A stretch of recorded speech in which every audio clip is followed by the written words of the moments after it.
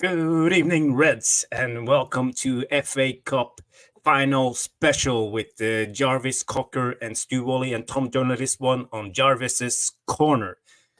Tonight, we will talk about the game of all games, the game we came and won and conquered the world. We are the FA Cup champions. That's why I'm wearing my old Man United shirt. Back in the days. I don't know if you guys have seen it before, but it's about, I think it's from 1991 or 2 or something like that. And it's an original. So guys, stay tuned. I'll be back after the intro. There is nothing wrong with your television set. Do not attempt to adjust the picture. We are controlling transmission. If we wish to make it louder, we will bring up the volume. If we wish to make it softer, we will tune it to a whisper. We will control the horizontal. We will control the vertical. We can roll the image, make it flutter. We can change the focus to a soft blur, or sharpen it to crystal clarity. For the next hour, sit quietly and we will control all that you see and hear. We repeat, there is nothing wrong with your television set. You are about to participate in a great adventure. You are about to experience the awe and mystery which reaches from the inner mind to...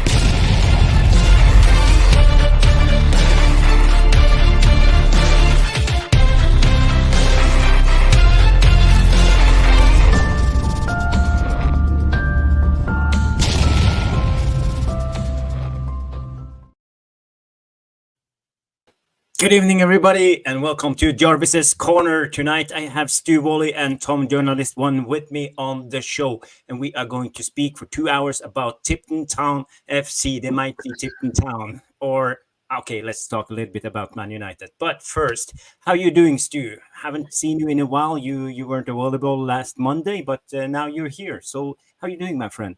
Yes, I've been traveling Europe on business from Monday to Friday, and I've caught the usual tin can virus that you always get when you fly. So not particularly great, but I had a good weekend of footy.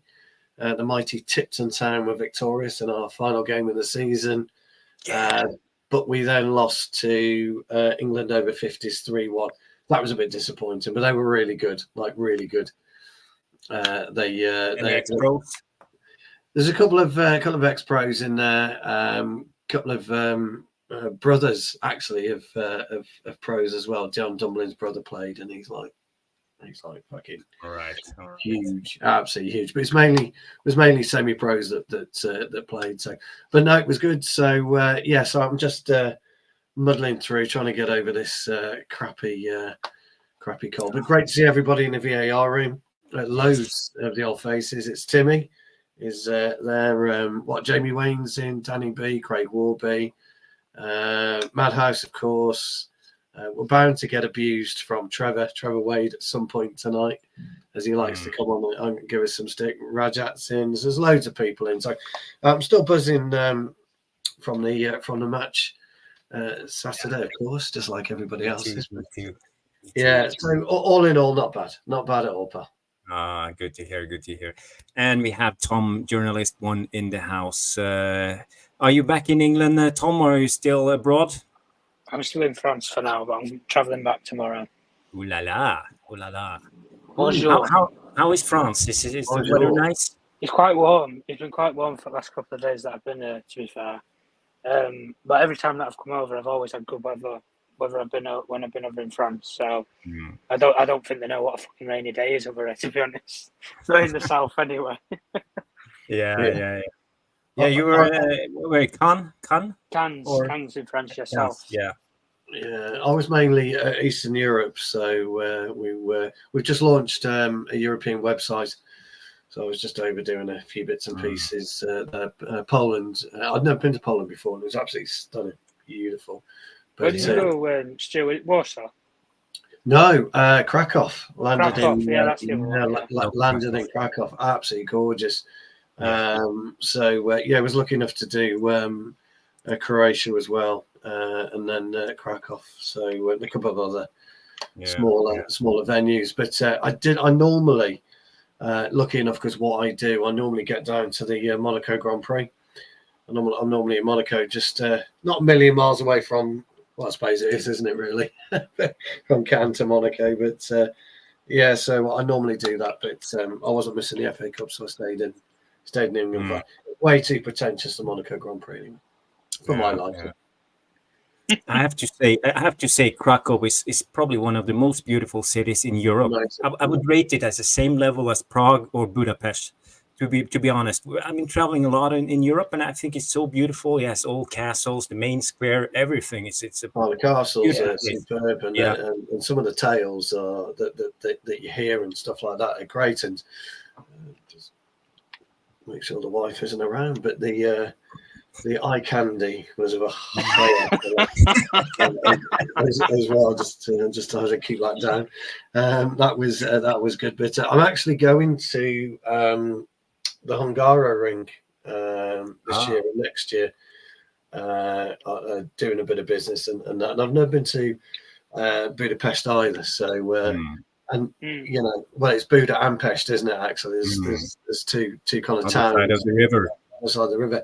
So I've never been, so I'm looking forward to that. So I've got a lot on this year traveling wise. So, but I wanted to join last Monday, but the airport Wi-Fi was as woeful as it gets. I mean, I was staying in and around the Gatwick Airport Central, and but just the Wi-Fi was just woeful. I just couldn't get any decent connection. So I thought it was best I didn't join.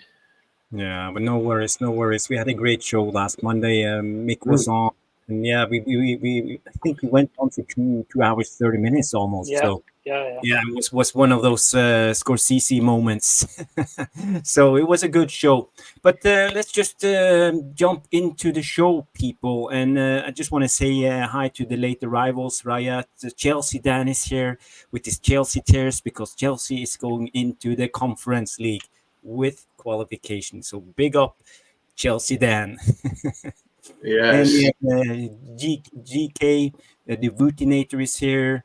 Trevor Wade, as always. Jamie Wayne, Lidis. I don't know if you mentioned all of these. Jack Hoff is here. I'm trying to mention some of them, but I didn't get them all in. Actually, Jamie and Craig both. I think Jamie. Hold on, I did see something that Jamie and both Craig had said. I think one of them has saved the Garnacho knee slide on his phone, and one said, "What did I think of the city parade?" And I was just going to say, "Was there a parade?" I don't. I'm so sorry, lads, if I've got that the wrong way around, but I didn't see the parade because I didn't hear that there was actually a parade. Wasn't one of them trying to sing or something to get the crowds going? But I think you had about 2 or 3 people in the crowd. I thought it was quite comical. Sissy, you know, what a joke! Madhouse comes in and they say F1 died when Ayrton Senna died. Yeah, one of the legends, one of the great ones, the Brazilian. Yeah, so he's absolutely right. And it was from what I've seen. Of the F1, because I have to stay in touch with it because of when I do my sports journalism side. McLaren had their car was actually decked out in Senna's helmet colours, absolutely phenomenal, really good. But as a race car driver, absolutely fearless. I would say that back in the day when Senna was racing, he had some absolute worldies. Keke Rosberg from, he was a Finnish driver and he was absolutely off his tree. There's loads of drivers that tell you stories that if they see Rosberg or saw Rosberg in the mirrors, they'd just get out of his way because he was an absolute clown. He'd just have you off. And Senna was the same. Senna was absolutely tunnel visioned and focused, and his only rule in life was to win. However he got it, and then you had Michael Schumacher, Damon Hill, unfortunately. More like Nigel Mansell and Alan Prost back in the days with Senna, wasn't it? Yeah, no, the Prost-Senna rivalry is legendary. Yeah. Not so much the Mansell Senna rivalry, but the Prost Senna rivalry is legendary. I mean, they absolutely detested each other. They hated each other. They raced in the same team, and I think I can't remember which way it was. If some of the lads might be able to help us out in the VAR room, but Senna and Prost both had an accident back in the 80s, and Prost won the title based on this accident. I think Senna caused it, but whoever won that race that day would have won the title. So Senna, it was one of those. It was really interesting. But back in the day, also, they were driving one-handed a lot of the time around the course because there was flat six, so 6 little gears. So just to where your knee is to the right, there's a little gear lever. So they're having to go around corners, dropping gears, at 140. It weren't all automated and technology as it is nowadays. No, there weren't any of these safety measures or out. It was you stuck a helmet on, a fucking seatbelt, and hope for the best. Yeah. That's by the way, you're smoking a tab in the car as well as they were refueling. True. Yeah. It's great. The tyre technology wasn't great. They were brittle tyres back then, So, today when you look at the Monaco Grand Prix yesterday, it was a procession. But if you'd flipped over to MotoGP in Catalonia just an hour before, at 1:00, you'd have seen how the real racers do it. So it was a good week for motor racing. By that, there was a good set of boxing as well, wasn't there? Catterall and refought. That was his name. Bloody hell! Come on, Stu. Brain fog. Anyway, that rematch happened. So, and of course, we won the cups. Yeah. That was the best thing of this weekend, the FA Cup final. So let's just get back to the football, because I think that's why people tune in. There's 60 people watching at the moment. Everybody, remember to hit the like and subscribe if you haven't. We have reached 25,000 subscribers yesterday, I believe. Yesterday. So people, remember to share, subscribe, and like. We have a comment here from Jale Malmin. He says season finale for Jarvis's Corner ? What is this madness? Jarvis Corner should expand to 5 days a week. Oh well, okay. Now I have kids. I have a family. I have a job. I run my own business. This is just a hobby. So maybe if you have more subscribers, I could live out of this, but not at the current moment. So not 5, just 1 a week. But season finale will be next Monday. Then we will invite all the people who have been on this season and have a jolly good show for everybody to contribute. So tune in next Monday for the season finale. Let's just dig into the game. Who want to go first and tell about the experience and the game? Maybe Tom, you want to go first? Recap. Yeah, sure. Yeah, sure. Look, when we were previewing it and everything, and we looked at the game, probably from the outside, let's face facts, nobody gave us a chance. They didn't. I certainly didn't believe that there was going to be a chance in the game. I heard a lot of City fans were piping up online saying, enough about the result, it's more about how many we're going to score. And the thing that I know that we've said about in the last couple of weeks was the sort of style that we played. It was reminiscent of what we'd done for last season, but it was so much more compact. There's no space in midfield. There's no gaps. There's no space. There's no way that you can play a pass through. There's no lines to play the passes through midfield at all. It does not exist. That's the way that we've been playing the last couple of weeks. Brighton, I think, was the game that probably proved that the most, where the space in midfield was not there.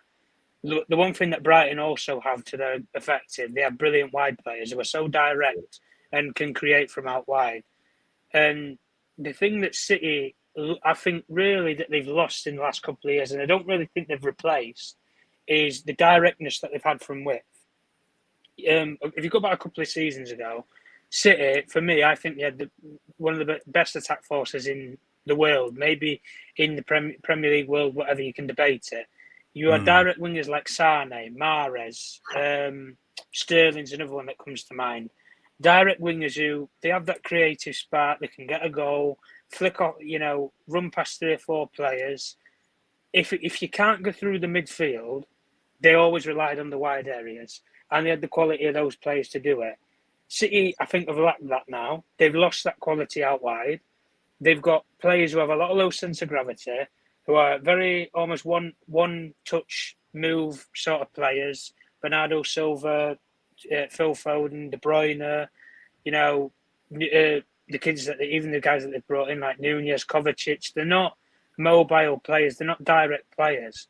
The players that they need a bit of space to run into, and they need space to work, is what I'm saying. And the thing that we've done in the last couple of games that I've noticed is we've plugged the gaps in midfield completely. So there isn't a gap there for you to play through midfield. And players like De Bruyne and Rodri and stuff, if there's no space in front of them, they don't really know what to do with the ball. And the thing with Pep, for all this credit that he gets as being a genius in football, I don't think even he knew how he could get his players out of that. He had to rely upon width, depth. And the only time that City really got going in the game was when they brought players like Doku on, because Doku's a proper head down, run at people. He's the one player that I said in the whole game, if you bring him off the bench or he starts the game, he's going to be a key player. But if you can plug the gaps in midfield, that's where City's best and nullified. They're terrible in midfield. In the midfield, if you can nullify them, they can't do much. They have to go wide. And they've lacked quality of wide players for the last couple of seasons, has dropped off. Whereas the opposite thing, when you play someone like Liverpool thrive off of the wide areas. It's not so much that they like to play through the midfield. They don't have a Kevin De Bruyne. They don't have Bernardo Silva, Phil Foden. They don't have them kind of players. They have players who are direct, like a bit of width, and get the ball into the wide areas where there's space to run into. Salah, Diaz, Nunez, those kind of players thrive off of that. And that's why them sort of players wouldn't work in Pep's City in the way that they ideally want to play, which is through the middle.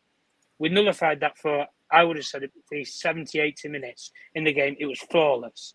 And as soon as we got the 2 goals up and we got later on in the game, the one thing that I liked with us was, even though we were 2-0 up, I've seen this many times this season, we're 2-0 up, we hit it in cruise control, hit it, and we just want to hit it in neutral and just sit there and just take the fire. We didn't take the fire. I remember we got, I think it was the 85th minute, I think it was just before or after when City scored. We had like 4 or 5 players running up the field, and there was only one City defender. I think it was Guardiola who was at the back on his own.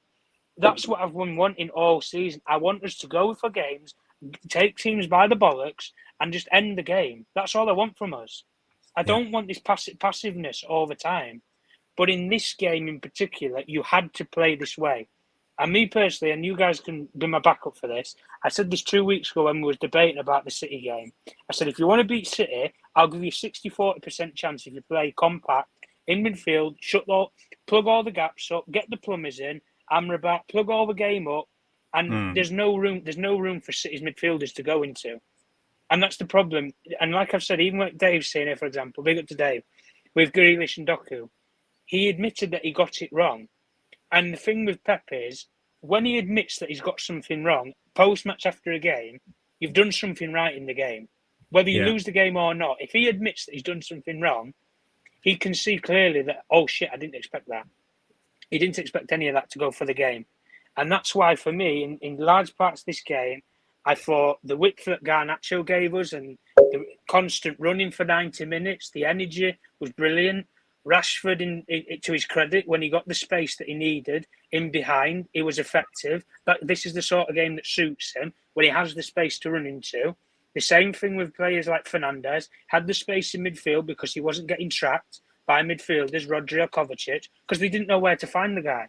It was so mobile. And when you played with 4 natural midfielders, McTominay, Bruno, Mino and Amrabat, 3 midfielders can't trap 4. It's a mismatch.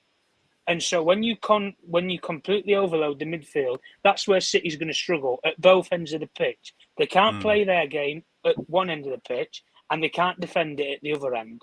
It's the perfect ploy. And the way in the game, even defensively, when we had to sit back in and we had to come back as a team defensively, like I said, the gaps were plugged, guys. we played the team that I think for most of this season we've wanted to see. I want to see Wan-Bissaka play at right back. I'm fed up with this experimenting him at a left back because Delo's a better right back. I'm fed up of experimenting it. Play him in his best position. Delo, to his credit, I think he plays left back quite well. I don't want to see him there long term, but he plugged the gap. He plugged what we've been missing for the season, which is left back.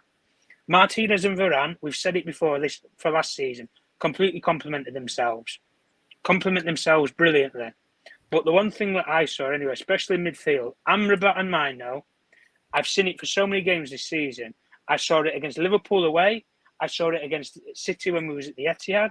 I've seen it even in this game, and even in the last couple of games when they've had minutes together. They complement each other well, a lot better than Casemiro does. Casemiro, he doesn't have the legs that Amrabat has, and he's not that brilliant on the ball either, and neither is Amrabat. So the one thing that you can say with Mino is I think he's found a partner that he can work with that complements both each other well. But whether we keep him or not is another debate anyway. But I thought a lot of the squad guys, I gave my man of the match a little bit further afield. I thought Wan-Bissaka was immense. I thought he controlled the wide players that were in front of him. I thought even in midfield, Mino, Amrabat, brilliant displays, brilliant performances. Martinez gave us that leadership at the back. Varane, we've said it before, Rolls Royce. And you can tell that defensively you've got City by the balls when you have 5'9" Licha Martinez outjumps 6'5" Erling Haaland for headers. You can tell you're having a good day when that happens 9 times out of 10 for the long balls, or when it comes in from corners. But for me anyway, it was the perfect game plan for this game. But if we're gonna, like I said, we'll probably get onto it about maybe long term and everything a bit later on in the stream. But this game suited playing this way because it's the opposite to what City can do. You can nullify City's offensive players, but you can also put your best weapons in their best positions to affect and attack City. That's the best thing that we did. And that's why with Ten Hag, I will give him his praises and his credit for this game because he got it spot on. Even with the players that he brought on from the bench guys, Højlund and stuff, it was the right time to make fresh changes, more energy in the game. But the one thing that I have always said for the last 4 or 5 games, guys, when he's reverted to playing this way is, why didn't he do this months and months ago? Because if he did this months ago, I could have given him the benefit of the doubt, guys. If he said, you know what, I'm reverting to playing this way because I don't have the players to do it. Yeah. But he didn't do that. That's the only thing. But for this game, I'm proud of them. I'm proud of the players that played yesterday. I think every single one of them deserved it. And the one thing that I take from that game is my last thing, guys. Nobody can sit there and say to me that we did not deserve to win that cup final. There's a way of winning, and there's a way of winning, and there's a way of winning, guys. And people will understand what I mean by that. I want to win the right way, not by a fluky decision or a penalty shootout. I want to win properly, and that's how you win properly. Yeah. Yeah, I think you summed it up brilliantly, Tom, and I agree with it. There's a way to win it, and we won deservedly. You know, playing against Pep Guardiola, probably the best manager in history. I'm not taking away from Alex Ferguson being the best manager of Premier League, but Guardiola has done it in Bundesliga and in La Liga, and now in the Premier League and in the Champions League. So in a way, you can have a case saying he's the best manager in the world. And you know, being schooled by Ten Hag, who's been called, people have been calling out for Ten Hag's head all season long. They say he has no tactics, that he's I heard people say in the rhetoric, he's a fucking loser, to say it straight out. And a lot of negativity around Ten Hag, but he has tactics, he has a style, and you know, it's just to get the players to do what he wants. And you know, setting up a defensive team like this, playing compact, shrinking the pitch in a way, yeah, I give him credit for that, but every manager who are up against Guardiola do the same thing. Arsenal did it, a lot of other teams do it, but they're not always succeeding because it's difficult, because Manchester City have such a huge squad of great individuals that can actually turn the game around just on their brilliance. And this is what you have seen now, that we could actually play at their level. We had players who kept hold of the ball, stayed composed under pressure. Mainu, Amrabat especially, even Bruno was composed on the ball. He didn't just throw it away. We cherished possession when we had it, and we had aggressiveness from the center backs, especially Varane and Martinez. How they played up, always pushing up in the pockets of the midfielders. But when the midfielders was following De Bruyne and Foden, there was always a pocket to fill, and they did it 100%. And this is what I've been talking about this season. We have other center backs like Maguire. I'm not taking away from Maguire anything, but there's another level, a different level when we have Martinez coming in and doing that aggressive job, pushing up all the time. And I think it's very important for Ten Hag's tactics also to have center backs like that. So the injury of Martinez has been crucial for us this season, and I think people who think otherwise doesn't quite understand what the football game is all about. Stu, you want to come in and have you say? Yeah, I do.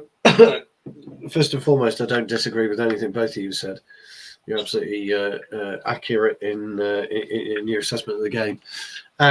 For me, it was quite telling, really, right from the first whistle, how agitated Guardiola was. You looked at him for the second minute, he was very agitated. He was seeing something from us that he recognised at the Etihad, the way that we exploited and narrowed the pitch. We did again, but this time we didn't deviate from that. We maintained that semblance of relevance in that particular formation. And we haven't done that all season. So that was the first thing that I noticed. The second thing, which I thought was hugely interesting, was his team selection. His team selection was painted in arrogance. I'll completely change the two centre halves, and it'll make no difference to the outcome of the game. Now, to be at the elite level, you have to have arrogance around you. But when you step out onto a pitch and you're looking around at your own team, you're looking around the opposition team, and you get a sense of what kind of mindset they're in. Are they in a mindset that they think they've already won this game, or is the mindset is going to be a difficult game? And I think when you looked around at City players as they walked onto the pitch, they were dressed casually and shabbily, in my opinion, for a cup final, whereas we were the complete opposite. Reminded me of watching the under-18s going a couple of weeks ago to all suited, etc., looking and we did exactly the same. Ten Hag looked smart. I know we got no socks on. I'm not so sure about that look, but there you go. He still looks smart. And you look around and City. So to me, the whole way that City approached the cup final was a sense of arrogance and their belief that they were going to be double winners. And so Guardiola, for me, Guardiola came out and said, "Oh, I got this wrong. I got that wrong." That's really all he could say. I thought, you can say that Ten Hag out-tacticked him and things of that nature. I don't think it was.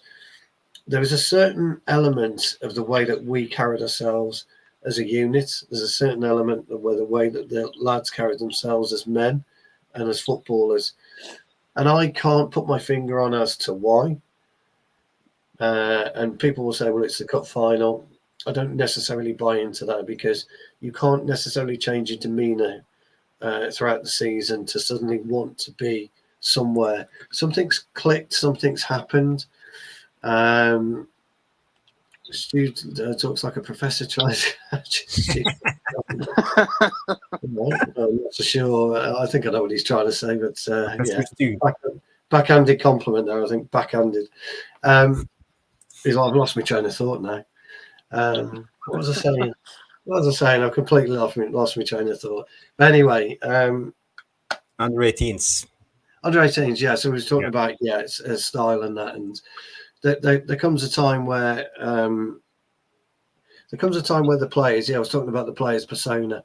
There comes a time where, if you look at the last 2 to 3 weeks, maybe even 4 weeks, the way that things have started to unfold more favourably for us. And I tend to agree. And I think all this stuff leading up to the final about it's going to be his last game, etc., etc., etc. I'm wondering whether he was told 3 weeks ago. It's all right, Admiral Rex. No, you're fine, mate. I wonder if he was told 2 or 3 weeks ago that he was staying. That was going to put to the players, because if that is the case, then the players have got to completely change the way they were 6 weeks ago. If that makes sense.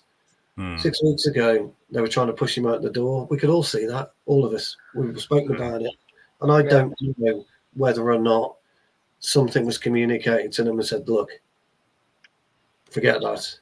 He's here to stay. He's here for at least another season. I need you to play." And when those lads took the ball, and by the way, Tom, you were absolutely 100%, because I gave Wan-Bissaka my man of the match, and me and Jarvis were texting actually throughout the game. Yeah. I mean, Jarvis texted me. He said, "Stu, I'm worried about Doku. He's roasted Wan-Bissaka." And I texted him back. I said, "He did for 2 minutes," and then Wan-Bissaka got on him. And then Jarvis, yeah, actually, you're right. He did. He got the distance and he started pushing him. And the interesting thing about the Doku play, and this is where Tom is 100% right, they're so dangerous on the width.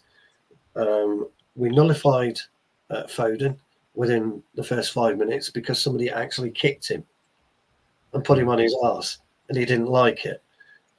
If you can tell me how many touches Rodri had on the ball, I can tell you now, 10 tops.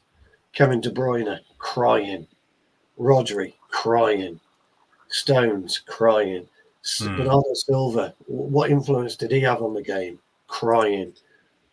These players, Manchester United players, got it right.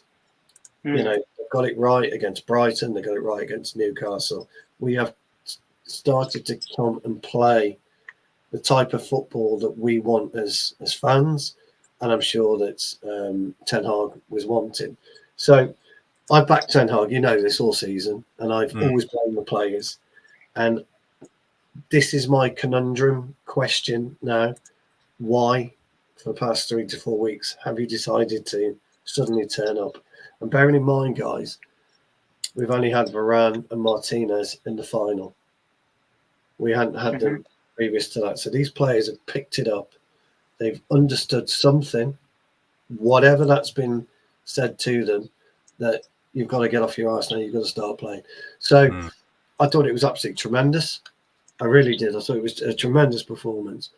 I'd love to have been a part of that game because you look at somebody like Amrabat, as you both have said, you look at not his control, because he doesn't control the play, but he gives that space. He gives that time and that energy that allows Mainu to have that space that he requires, that then allowed McTominay to have that little bit of space 10 yards forward that he required, gave Bruno that floating three that I speak about a lot. And that's where we became dangerous. And it was really interesting, as I say, if you go back and you watch the first 2-3 minutes, you look how agitated Guardiola was immediately. What's that, Stu? We would have lost. Please don't retire. He was agitated immediately, and a lot of the players were agitated as well once they realised what had gone on. So I just thought it was just an interesting game, and I was caught up in it. I tried to watch it as I normally watch it, but I got caught up in it. I got caught up in the euphoria of it, because that's what we do as fans, and it was absolutely wonderful to see. But my player of the match was Wan-Bissaka. But if you've got to put notable mentions to Martinez, I thought Rashford was solid. Garnacho, again, everyone really. You can make a case for everyone, yeah. You can, yeah.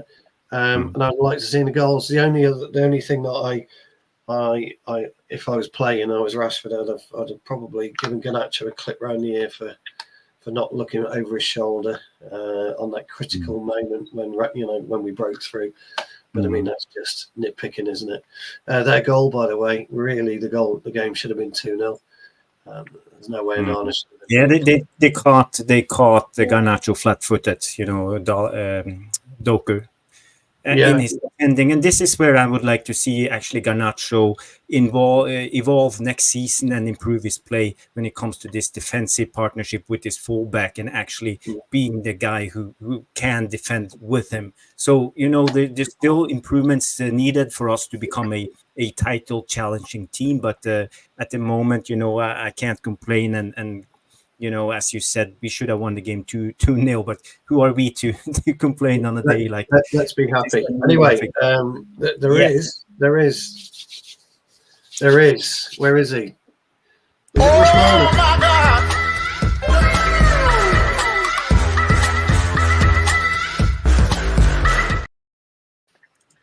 Rushmano. Oh, sorry, I took it away. Yes, Rushmano gifted 20 MUFC Realist TV memberships. I hope I can find them on my chat because it's so long ago. Please don't tell me. I know it was, wasn't it? I still have it here. Okay, I just want to say before I read out all the names, this is YouTube picking them randomly. First up was Gary C. Second of all, Jarvis Cocker. Thank you, Rushmano. Oh, I don't believe it. As I said, randomly. Fix. Third gifted membership from Rushmano is Rushmano. So the legend himself. Okay, let me just go through it. We have Chow, Henrik Bito, Jay Green, the big guy. Oh, the big guy. Oh. And we have Trevor Waits. No. Get that off. Get that done. Get off, Trevor Wait. Revoke that one. Marcia Dean, MLK, Malik Bogwe, Steve Brown, Melis Kask, SC Thompson, Nikhil S, Andre J, Jared Rego. I don't have my glasses on. You have to excuse me for slating your name. Linda Worthington, Lucifer Morningstar, UK Strains, Matt Taylor, and Matt Taylor was the last one. And that was a huge gift, 20 memberships from Rushmano, the legend. Thank you. Give a love heart for Rushmano in the chat. And I just want to mention Jack being a member for 5 months. Mr. Jack Hoff. I still love that. Yeah, Jack, when we got Mick to re-say that time a couple of weeks ago, hilarious, his face. That was funny.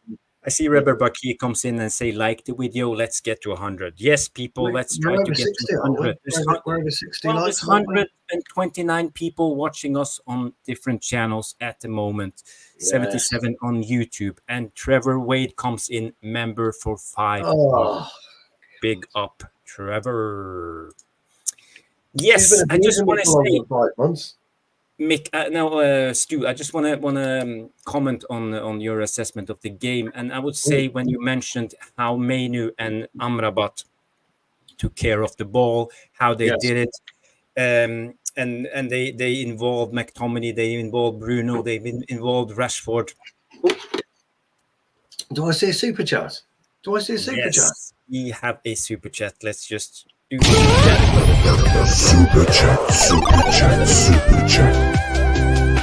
Super chat. Where's that little? Oh my God! It's got words. It's got words. It's terrible. Let's bring it up. Craig Warby, thank you so much. An amazing super chat. £9.99. Big up Jarvo, Stu, Tom, and all the legends in the chat. Great end to a difficult season. Thank you. GGMU. Glory, glory, Man United. Love that. Lovely. Thank you, Craig Warby, always supporting the channel. Always supporting. Thank you. It means a lot. It means a lot for us. It does. I'm going to keep these on for a split second longer. Looks cool. Well, looks like Elton John. Well, you've either got it or you haven't, John. You haven't. Can you do a tune, Elton John tune? No, I can't actually. I don't know much type of Elton John because I've just started from a comedic point of view, and that is I've just started playing the drums. So I've got a electronic drum kit, and when I say just started playing, I wouldn't say playing at all. I mean, like in the loosest term, I hit the things. My missus makes me use the headphones because I'm that bad, apparently. You know, but these are actually John Lennon. So I got these. Myself on time, so trouble. Is Mother Mary comes to me. Isn't that John Lennon? That's John Lennon, yeah. Let it That's be. John Lennon, yeah. Let it be. Yes, these are John Lennon glasses. I actually got these from the Beatles Museum. They're very expensive. From Liverpool. Yeah. That's good. Yes, £1.99. I think. I was, as you probably guessed, hammered when we went to the Beatles Museum. Just for the record, I'm a rock god. I love my AC/DC and White Snake and a little bit of yes. I like that. What did they, yeah. What do they say in the some of the movies, the cheesy movies out there? I don't like soft ass shit. That's what you get in the movies, don't they? I don't like soft ass shit or whatever it is. Sorry, Jarvis. We digress again. We're having a night. We should do. We should be able to.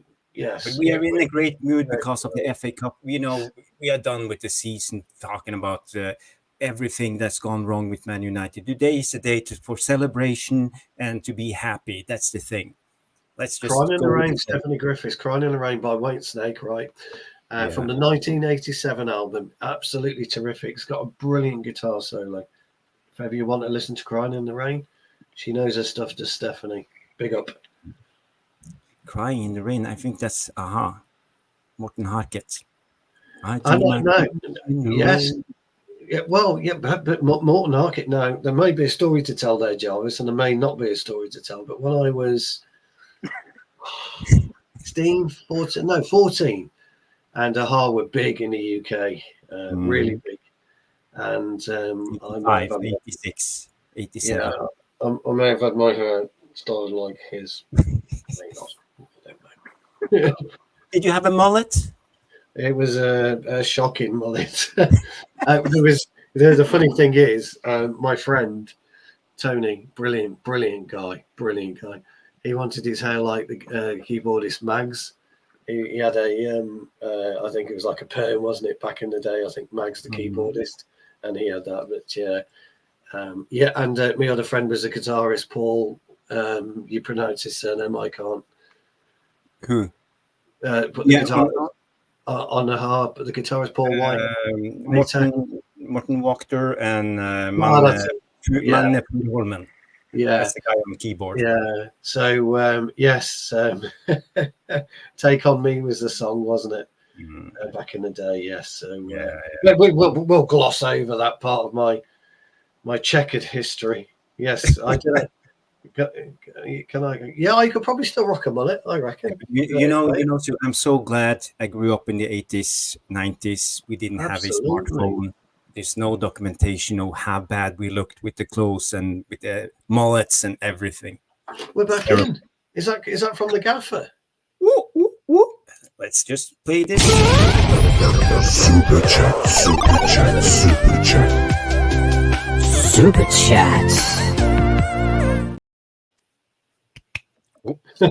This out. Oh, can you actually blow it properly tonight? I don't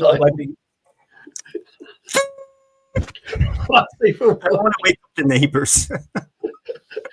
Tom, you could probably whistle better, couldn't you? Yeah. Oh, is he gone? Is he gone? Oh, he just got a call. He will be back in a few minutes. So Trevor, bless him, Trev put a comment on about another song I would like, The Final Countdown by Europe. I did actually like that, Trevor. That's Swedish band. Yeah, it is. Yeah, but we just have to read out Mick. Oh, sorry, Mick. Looks like Salty Oasis Gallagher. Oh no, I hate him. Oh God, I don't like Comers. Well, you're either yes, exactly. Yeah, you're either Oasis Yeah. We weren't, obviously, or the Stone Roses. Obviously, we were. Obviously. So yes, definitely not Oasis. Yeah. And I can't be doing with him. Can you? Every day you see that smug Noel Gallagher. Well, you know, lads, you know. No, I'm not. I'm not. I'm not a Europe fan, Madhouse. I'm going back to when I was a toddler, so to speak. That was a long time ago, by the way. A long time ago. A long time ago, yeah. Yeah, that's true. That's true. Europe, they were so big in Norway at the time. The final countdown, you know, and everybody wanted that. What's the name of the singer? Joey Tempest. Joey Tempest. Joey Yeah, with Tempest that curly hair. Yeah.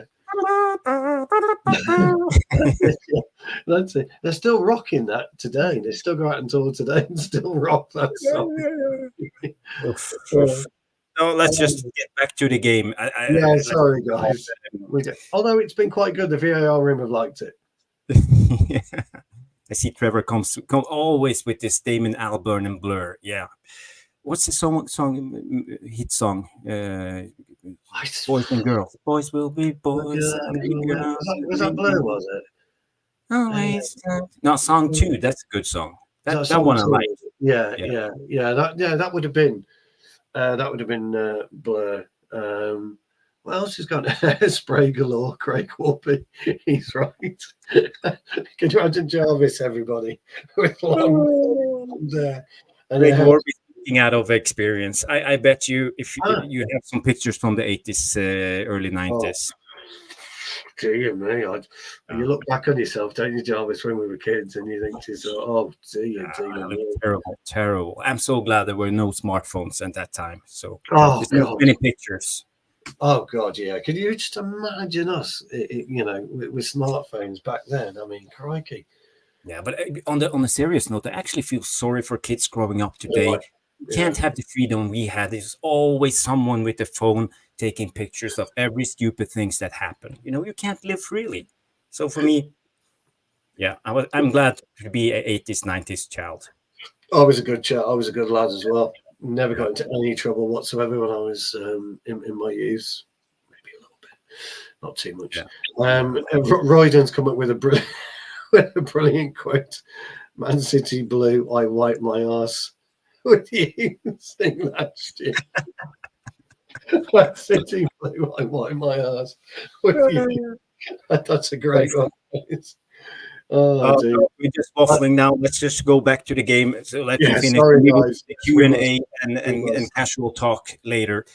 What I was trying to say, the rhythm and tempo of Mainu and Amrabat, that's really important of the game. And I've been speaking about this endlessly all season long. Rhythm and tempo or rhythm. You know, when we take hold of the ball, use it a little bit, drag the opposition against you, and then open up space for the other players, and then you pass the ball. You know, that's basic football knowledge. But we haven't been like this. We always in a rush, in a hurry when we have the ball. It's like attack. But now suddenly we take our time, and that's so important in the game of football. Yeah, Stu, you look like you want to say something. Yeah, well, you're right, actually, but it's the discipline side of it, which, you know, you told me the last time we had real discipline this season in our team. You know, the way that it was marshalled with Varane and Martinez, the way that Amrabat was busy, you know, just even moving across. I mean, one of the best things about Amrabat is that I noticed, I've not necessarily seen before, he's not a touch-type marker. He's a zone positional play. So, you know, he would be in a position to stop Foden when Foden had the ball, not he had it much, to cut inside on his left foot. You know, he would track Rodri, but he wouldn't be touch tight to tracking Rodri, or it'd be, you know, across on De Bruyne. And that was absolutely critical to allow, as you quite rightly said, Mainu to operate. Great to see Mainu kind of capture his form as well. You know, he dropped off. We all know that, but you'd expect that. Garnacho had dropped off, so it was good to see these players recapture their form, but recapture their form with a calmness. And that was really interesting. So I think Amrabat, I mean, if we could acquire Amrabat for 8 to 10 mil, it'd be a brilliant squad player for us. player for us. I was But actually we have that question start for later. The I'm Amrabat. sorry. So, Yeah. so we will talk a little bit more about Amrabat. But for me, Tom, are you back? No. I just want to wait with my tactical analysis of the game when Tom is here, so we can speak a little bit more about the role of Bruno. What do you think in operating in a false nine? How did you see that play itself out? So Bruno for me is an interesting player, anyways. And I've always suggested that he's better operating this floating role, whatever this floating role is, whether he plays as a 10, as a floating 10, or a false nine. I actually don't really think we played a false nine. If you consider where he turned up and he arrived positionally on the pitch more, he played slightly deep. He would probably play. He was playing in between the 8 and the 10, where you would class as an 8. Don't necessarily like this because this is all FIFA kind of speak. So he played about 35 yards out from the goal line, so to speak, and that's where he did his best work. So it enabled him to go from left to right, help support McTominay, help support Mino, also help support Rashford, and help support Garnacho. And I thought that was the key area. But what it did do, and clearly for me, McTominay was injured for most of that game. I don't think he was moving as freely. I think somebody made a great spot in the comments earlier about he was just jotting around here and there. Absolutely, totally agree. And he didn't really have a huge amount of influence on the game, McTominay, but he didn't need to because Bruno was in there to help him and scuff it. But Bruno had the wherewithal to be there at the right time. He made a couple of slight errors. If you think in the second half, I think he kind of like dragged his knee a little bit and went to the right instead of going across to Rashford. So he was just on the edge of the area. We'd won the ball back with McTominay, the ball into Bruno. Bruno gets it, slips, and then flips it to the right rather than the left. He should have gone left. But look, this is nitpicking, but he was instrumental. His pass for Maino was superb. Now, here's the great thing about that. It depends how much you saw and watched Bruno's run. But let me tell you, average position, by the way. I just want to show you how he was playing in the game. Well, let me tell you then, because there's Maino to his left. He's slightly behind him. Yeah. So Maino 37. That's Maino. And sorry. Yeah, I thought this was the goal area. This was the goal. Sorry. What you noticed with the goal in particular was that Bruno had 5 looks as to where Maino was as that move was progressing. So when that ball came into him, it wasn't a brilliant ball in actually by Garnacho. The flip like he did like that, he'd already looked 3 times when Garnacho had received the ball. It's exactly where Maino was.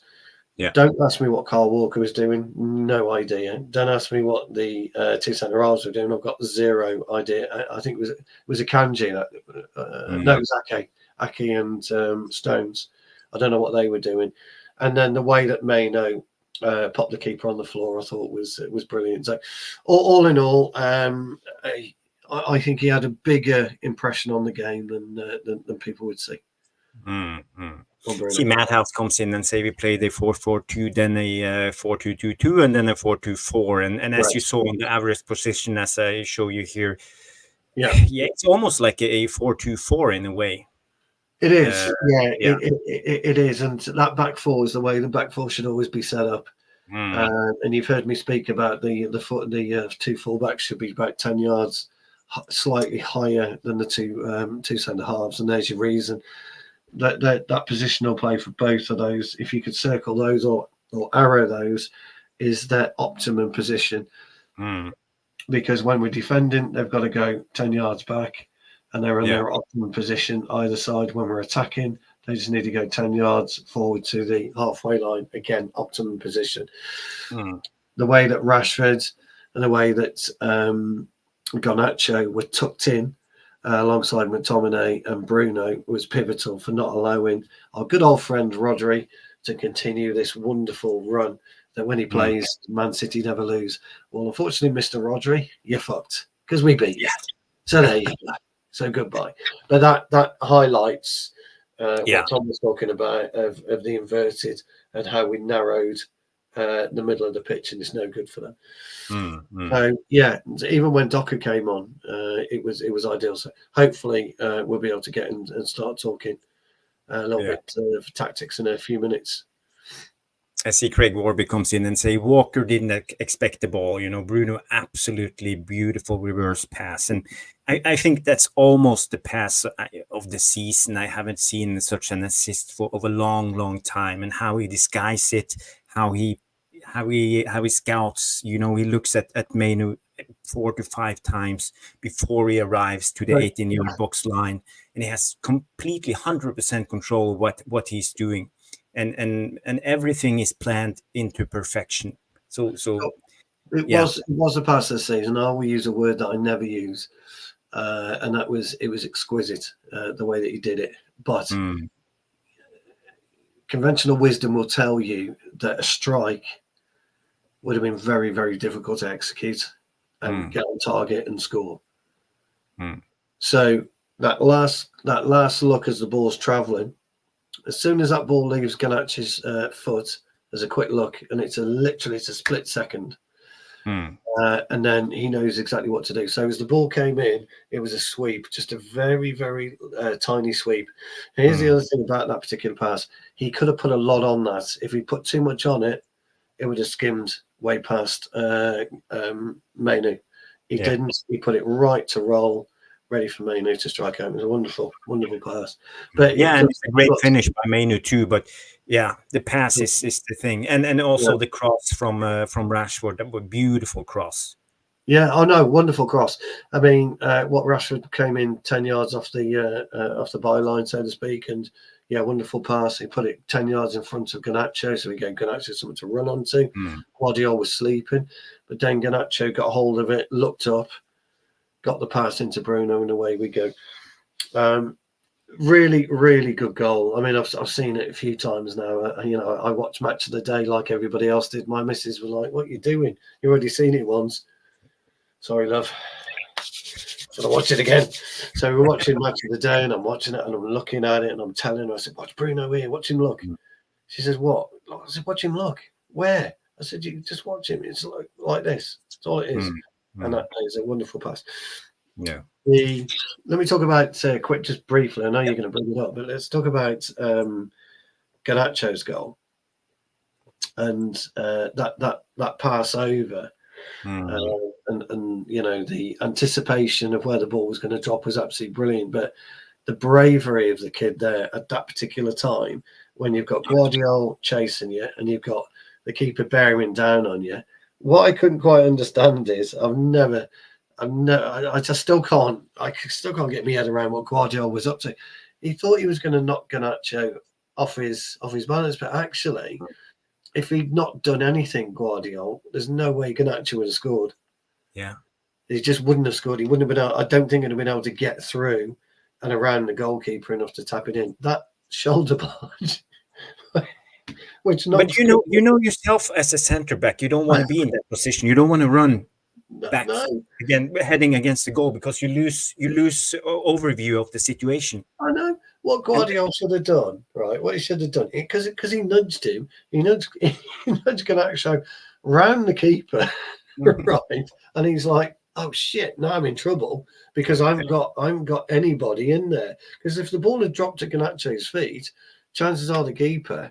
Would have got at him. So 2 things Guardiola should have done, and I still can't get me around it. You leave Garnacho alone, and B, you just run past both. You run past Garnacho and you run past the goalkeeper, so that if the ball does get to Garnacho, you're in a position to face him up, and then he's got to do something. He has to do something. He's either got to try and go around you, or he's got to try and.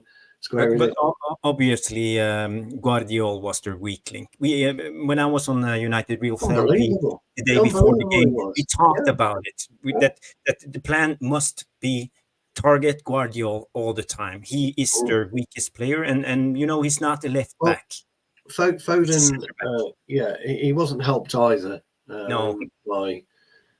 By Foden or Silva, whichever was playing out there, so he wasn't else. So but to be able to exploit Guardiola behind him all day long, absolutely all day long. And you're right, he's a centre half, which is why I can't believe he made that error.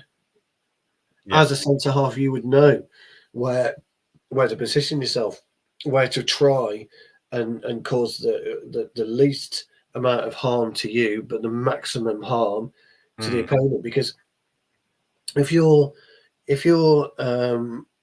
Garnacho and you've managed to get hold of the ball, you've then got two players effectively to beat. You got the keeper and you got Guardiola. And I think Trevor said, yes, if the keeper had stayed 5 yards back, it would have been brilliant. It would have allowed Guardiola. The rule of thumb, you as a goalkeeper should never go into a duel with the two players. You should just stay away. Absolutely never. But look, do you know what? I don't know why I'm having a go at City. I thought it was fantastic. It was a right comedy of errors. But he kept going, Garnacho, and he got his reward. You know, absolutely brilliant.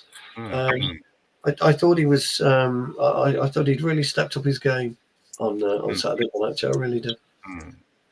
Yeah, see, Hilron Mason comes in and say that was such a great game, and we all are buzzing at the moment, as you obviously can see. We are buzzing because it's not every year we win the FA Cup. It's been a long time. I think it was 2000 and what was it, 14 or something like that. When Van Gaal gets Are you back, are you, Tom? Yeah, I'm back here. Right. Yeah. I see we have questions coming in here from Brandon and Madhouse. We will address the questions when we come to the Q&A session later, guys. And if you have questions, just drop them in and I will start them and save them for later. So we have some, I think we will have 20-25 minutes at the end of the show with the Q&A session. So let's see how that goes. Let's hope it's good questions for me, Stu, and Tom. Now Tom is back. I will bring out the tactical board, and this is what I love doing, talking tactics. So this is the. I don't know if you guys can see those small red and blue dots, but I spoke a little bit about it on United Real Therapy. But the key for the game was like the horseshoe defending and how we kept City in the central area of the game.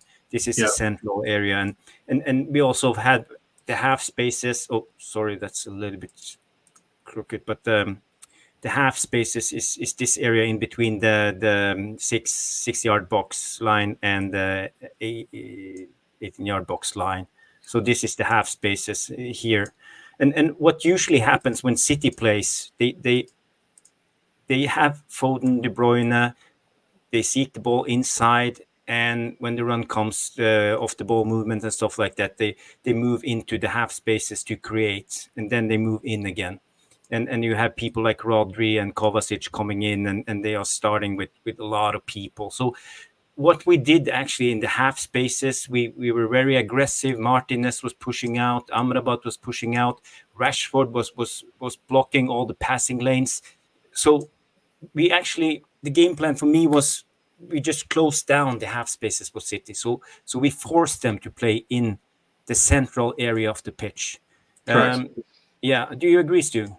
Oh, God, yeah. Look, 100%. What you're talking about with Rashford and Garnacho is absolutely just as pivotal.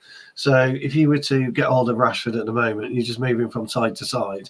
Yeah. That's what he was doing.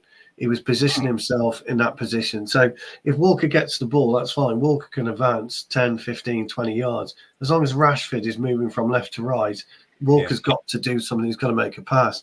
Now, what you're talking about with Amrabat, particularly, and with Maino, that's all they were doing is marking the sector. They mark the sector brilliantly.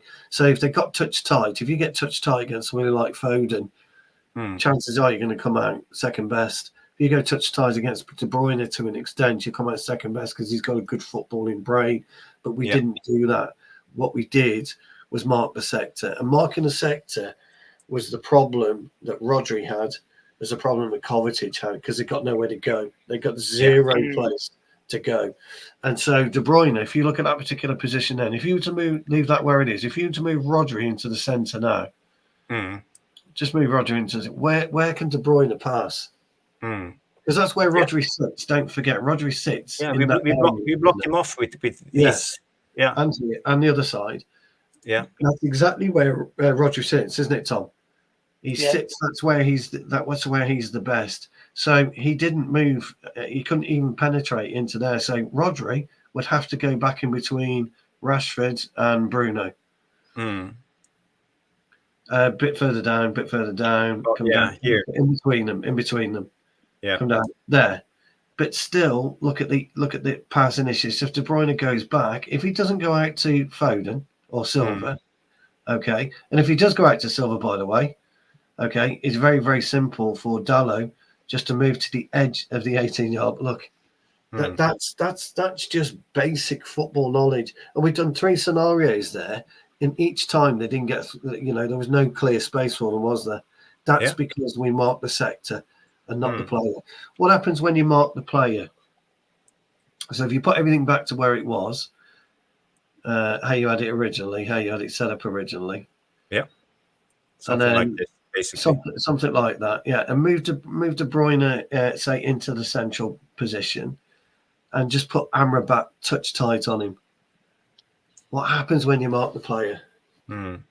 Look at the space in and around. Although it's difficult for De Bruyne to do, but look at the space from Silva to where, and that's what we've done in the past against City. We've marked the player, and that's why we've always exploited the space. Because De Bruyne is clever enough. It frustrated me a lot when we had McTominay playing in the central midfield role. He was always dragged out because his job was mark the player, and it was so easy for the opposition, especially Manchester City, just to drag him out of position. Yeah, because De Bruyne is cute enough. Yeah, De Bruyne is cute enough to get a ball out to Silva, and then Dalot's got too much of a space to try and cover. So Silva can either go down to the byline or he can cut in and get a shot off. That was just 2 very, very basic scenarios for you to look at in terms of what you were talking about. Sorry, Tom. But I have to say, Stu, when it comes to our fullbacks, Dalot and Wan-Bissaka, because the problem was there were no places to play in the central area, as we spoke about. But the outlets for City was here, Guardiola and Bernardo Silva. But Bernardo Silva tends to drift a little bit more inside to help De Bruyne and play in this role. So basically, what they did, they took the ball from Rodri to Stones to Kovacic, or from Akanji to Kovacic, and then out here to Guardiola. And Wan-Bissaka was brilliant. Garnacho was brilliant defending, and Mainu also pushing out. And when Mainu pushed out, and if the ball came into the middle, we have Varane, aggressive, always filling these pockets. Same with Martinez, always filling the pockets up here. So I would say the centre backs was vital in how we played. 100%. So Wan-Bissaka's starting position was always when we're on the defence, it's always on the corner of the 18-yard box. So if you put Wan-Bissaka over there, spread the ball out to Guardiola. So Guardiola, look at Wan-Bissaka's position. So if Guardiola comes inside, Wan-Bissaka can meet him. If Guardiola goes out wide, Wan-Bissaka can just run the line. Yeah. That's all he's got to do. That's perfect. This is what I talk about all the time. Optimum position for a fullback is always the corner of the 18-yard box. And your setup there is a great example why. And one other thing, you're absolutely right about Silva. Silva comes in. But how many tackles did Dalot have to put in and around the centre of the pitch? 0. He made sure by his positional play, Silva always had it wide. It was a bit, look, it's annoying, isn't it? It's annoying because, as Tom says, why haven't we employed? You can't always deploy this all season. I mean, Tom will tell you, different teams, you couldn't play this system against Crystal Palace. Just as an example, you couldn't, could you? Because they play a bit different. They, Elise and Eze operate more centrally and try and penetrate more centrally. But against City, the 2 times, even at the Etihad in the first half, Guardiola got his arms in the air. What the fuck is going on here? That's why, Jarvis. what you've just said and been able to demonstrate is that's why I apologise for talking Tom too much, but you know me. No, you're fine. You know, when I see a tactics board, I can't help Stu, it. I just want to bring up one more point that I saw during the game when we won the ball, because we sat deep, and when we won the ball, how Amrabat took care of the ball, and we always went one direction, and it was here, in this area. Exactly they right. The ball, they carried the ball to this area, and you know, they weren't panicking, they weren't just clearing the ball under pressure. It was always one goal, and that was to bring the ball in this area. And we saw both goals come from this area, and then we saw the cross over to the other side, and we always had Garnacho as the outlet in our attack.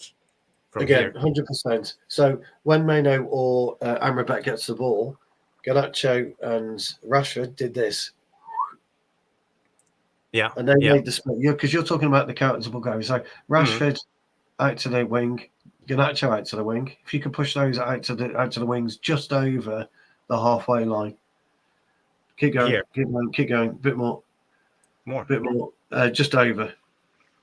That's it. Same with Rashford. Yeah, same with Rashford. Leave your marks on there. That is where so either side, that's where they carried it. Mainu or McTominay would carry it to there. Yeah, you're 100% right. Do you agree with that, Tom? Yeah, I fully agree with that. And the thing, especially when we had the ball and we controlled it, and then we tried to move it out to the wide areas, the one thing that we always had, we had the spare man. So, like, when we had Mino, who brings the ball out wide towards where Rashford is, for example, like you're doing there, Jarvis, and then you put Mino with the ball. If you have Walker who's come all the way up the field, and because City sit on the halfway line, and they pressurise Rashford, and they try and go into the back of him, Mino's not forced to play him the ball. And then suddenly you have that space in behind that we're talking about there. The perfect player I always see makes long runs from midfield is McTominay. He makes these galloping 30, 40-yard runs, and when they all come over, like you're doing now, Jarvis, there's either the space on that side, or to play the ball to Garnacho, and Mino can just ping a ball out there. Or you can do what we had before when you had the setup, and when Rodri has to come over to then cover Walker's ass, because Rodri's not the quickest player in the world, in a sprint, McTominay and Rodri, as a physical duel, McTominay might brush him off the ball. And he might get the balance to the run, and suddenly, bang, United are up the field. And the exact same thing can be said for Bruno. But the thing with Bruno is, he always stayed centrally. And the one thing that I liked in this game was the centre circle was his best friend in this game. As soon as he was in that centre circle, everything was open. He had a pass left, he had a pass right, he had a pass to the side, backwards, wherever he needed a pass, there was always a pass for him to play into. Because City overloaded the whole formation onto one side because we always stuck to the same rule, which was as soon as we get the ball, run it wide left towards Rashford. And the thing that they have, the thing that City lack in this game in particular is they've played with four centre halves. Four centre halves does not suit playing in this game. Guardiola, when he's all the way back there, he's not a left back. I've said this all season about Guardiola. He's a centre half who's converting to play left back. The best left back that City have in their ranks is Ake. And the only reason why they have Ake who's a decent left-sided player is when Bournemouth had a major injury crisis when he was at Bournemouth, he had to play left back for 6 months for them. And he played the role phenomenally. And then as soon as they got players back, he reverted back to centre-back. But the thing with Guardiola is his awareness of what's around him is terrible. I don't think he reads the game well. No. I think he misjudges the flight of the ball. To say he's a natural centre half, he misjudges the flight of the ball really poorly. And to say that City have spent the amount of money that they have done on the guy, if he played at centre back, I probably think he's a liability as well. Because from corners, he misjudges the flight of the ball far too much. And in this game in particular, when Rashford pings the ball over him, I don't know how many times, or when Akanji's on the cover on the opposite side, because Guardiola's all the way up near Wan-Bissaka, he can't, and Akanji's over on that side now, Jarvis. Suddenly, your centre-backs are split. So your centre-backs are split now, space is straight through the middle. And because we've not played with that's what I'm saying, because you've not played with a natural number 9 in that position, they're not targeting a striker because they know the run's going to have to come from midfield. Yeah. And the thing with City struggled so much for 3 years with a front three partnership of Salah, Mane, and Firmino. Firmino was not a number 9. Yeah. He was never born to play the number 9 position. He was almost a centre forward come attacking midfielder. And the thing that he thrived on was that's Firmino, always dropping down as an extra midfielder. Always dropping down right. into the midfield. And because they didn't have that Kevin De Bruyne player, he was that player for them. He linked everything together. And Firmino, his best position, forget about number 9 and centre forward, the best place for him on the pitch was the centre circle. That's the best place that he ever had in that team. And when Liverpool had so many slugging battles with City for years and years, and Liverpool arguably came out on top more times than City did, was because of that one player. Because City, when they play the rest of the 19 teams in the league, they play against a proper number 9. He's not a proper number 9. That's the difference. And with us in this game, we didn't play with an out-and-out number 9. So when I said before, when Akanji's drifting all the way over there, Stones is on this side covering Rodgers' ass and Walker's ass, suddenly the space is there through the middle. Yeah. And with what we saw with the first goal in particular, guys, when we played when the pass got played through and and the ball got played all the way back to City's goal, Guardiola, he didn't know what to do with it. And I always say in football, if in doubt, boot it out, head it out, do whatever.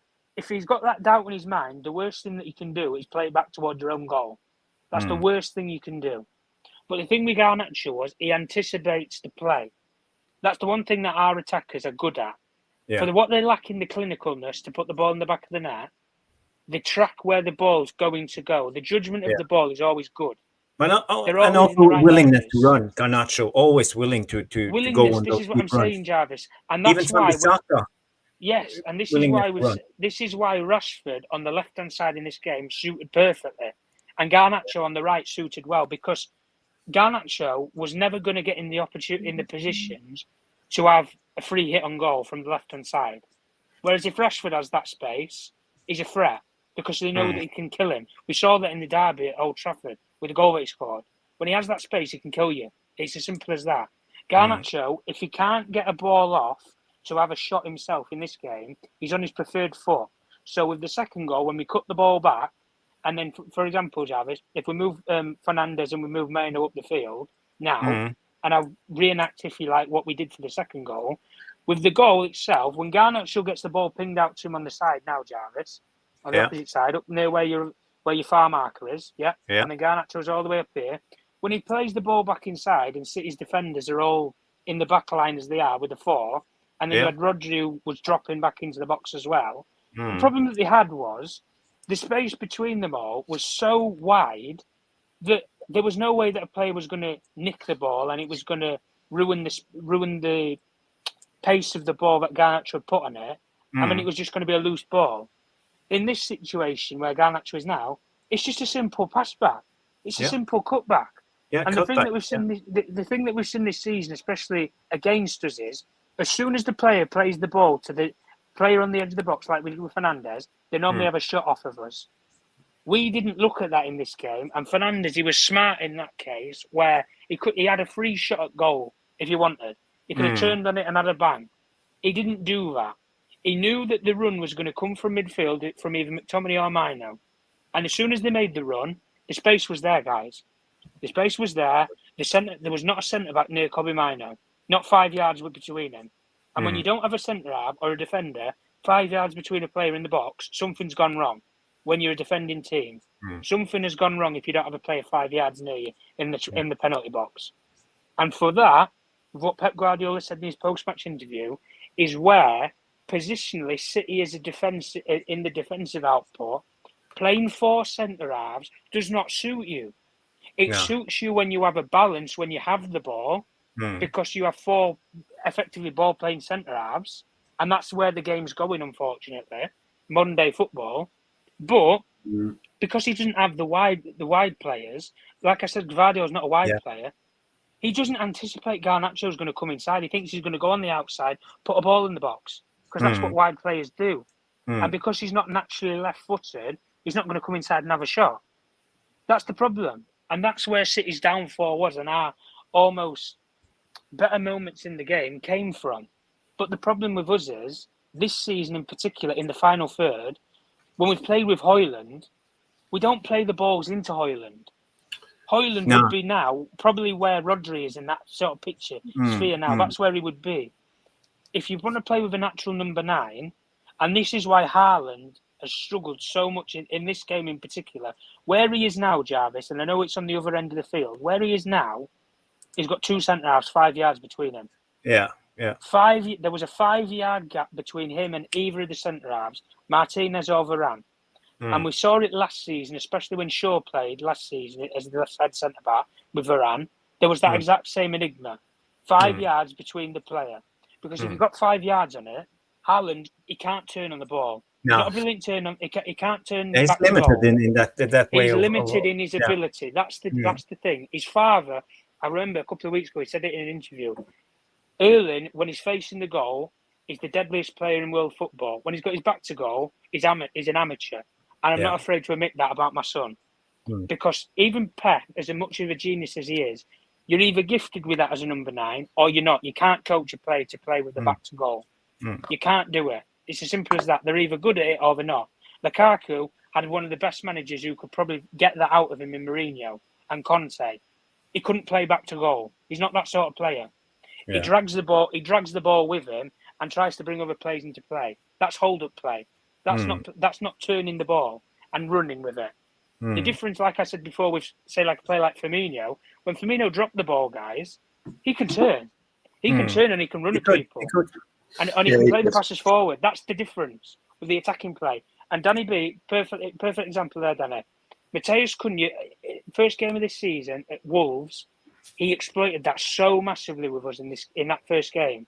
And that's where the gap was from midfield all the way from the opposition box to our own box. It was a full 80-yard throttle, and there wasn't a player 10 yards between them. And that's really been our Achilles heel the whole season.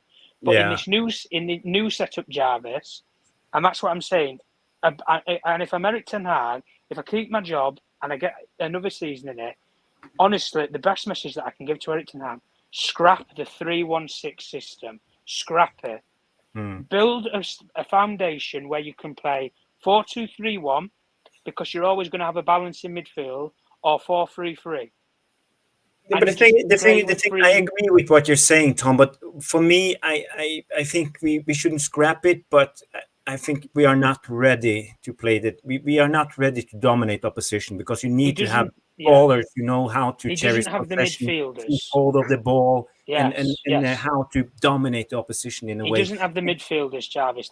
That's his issue. If he had if you could take 2 players out of that City team and put them in this 3-1-6 system, I could take 2 players out of that City team. You put them in this system, and I can guarantee you it would work.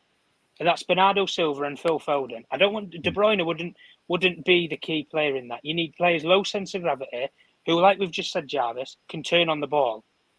But we don't have enough players who can do that. I can think of one, and that's Mino. You need 2 or 3 who can do it week in, week out. And we don't have those players. If we'd have bought one 2 years ago, in the situation that we're in right now, we'd have 2 players who can do that.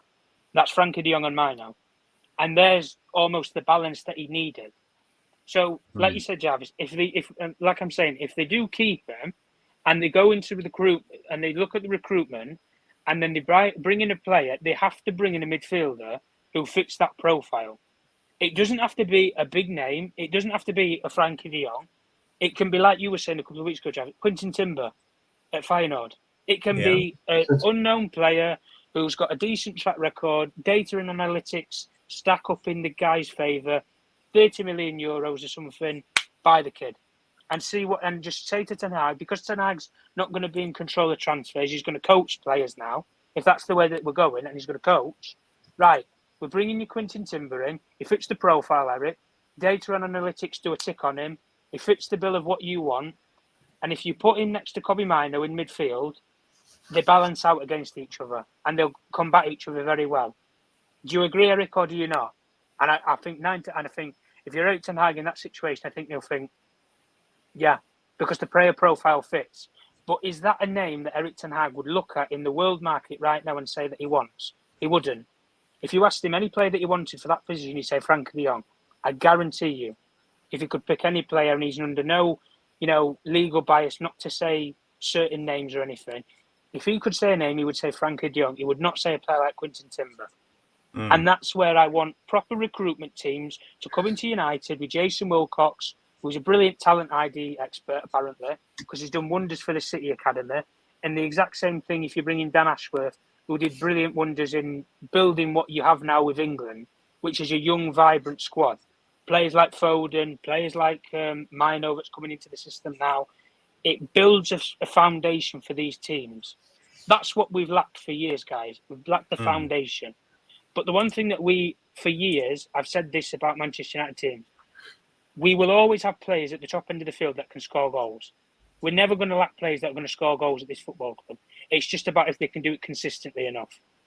We're never going to lack quality defenders because Manchester United will always have a baseline foundation. We've had some of the best centre-back partnerships in history. So we're never going to be terrible at the back, as much as we have done this season, as people want to say about with injuries as well. The one thing that I've always struggled with, that we've lacked ever since we had Carrick, Scholes and Rooney retire, those three players in particular, the midfield has been shocking. Yeah. I can't look at any manager that we've had, guys, and say that I've liked the midfield that they've had.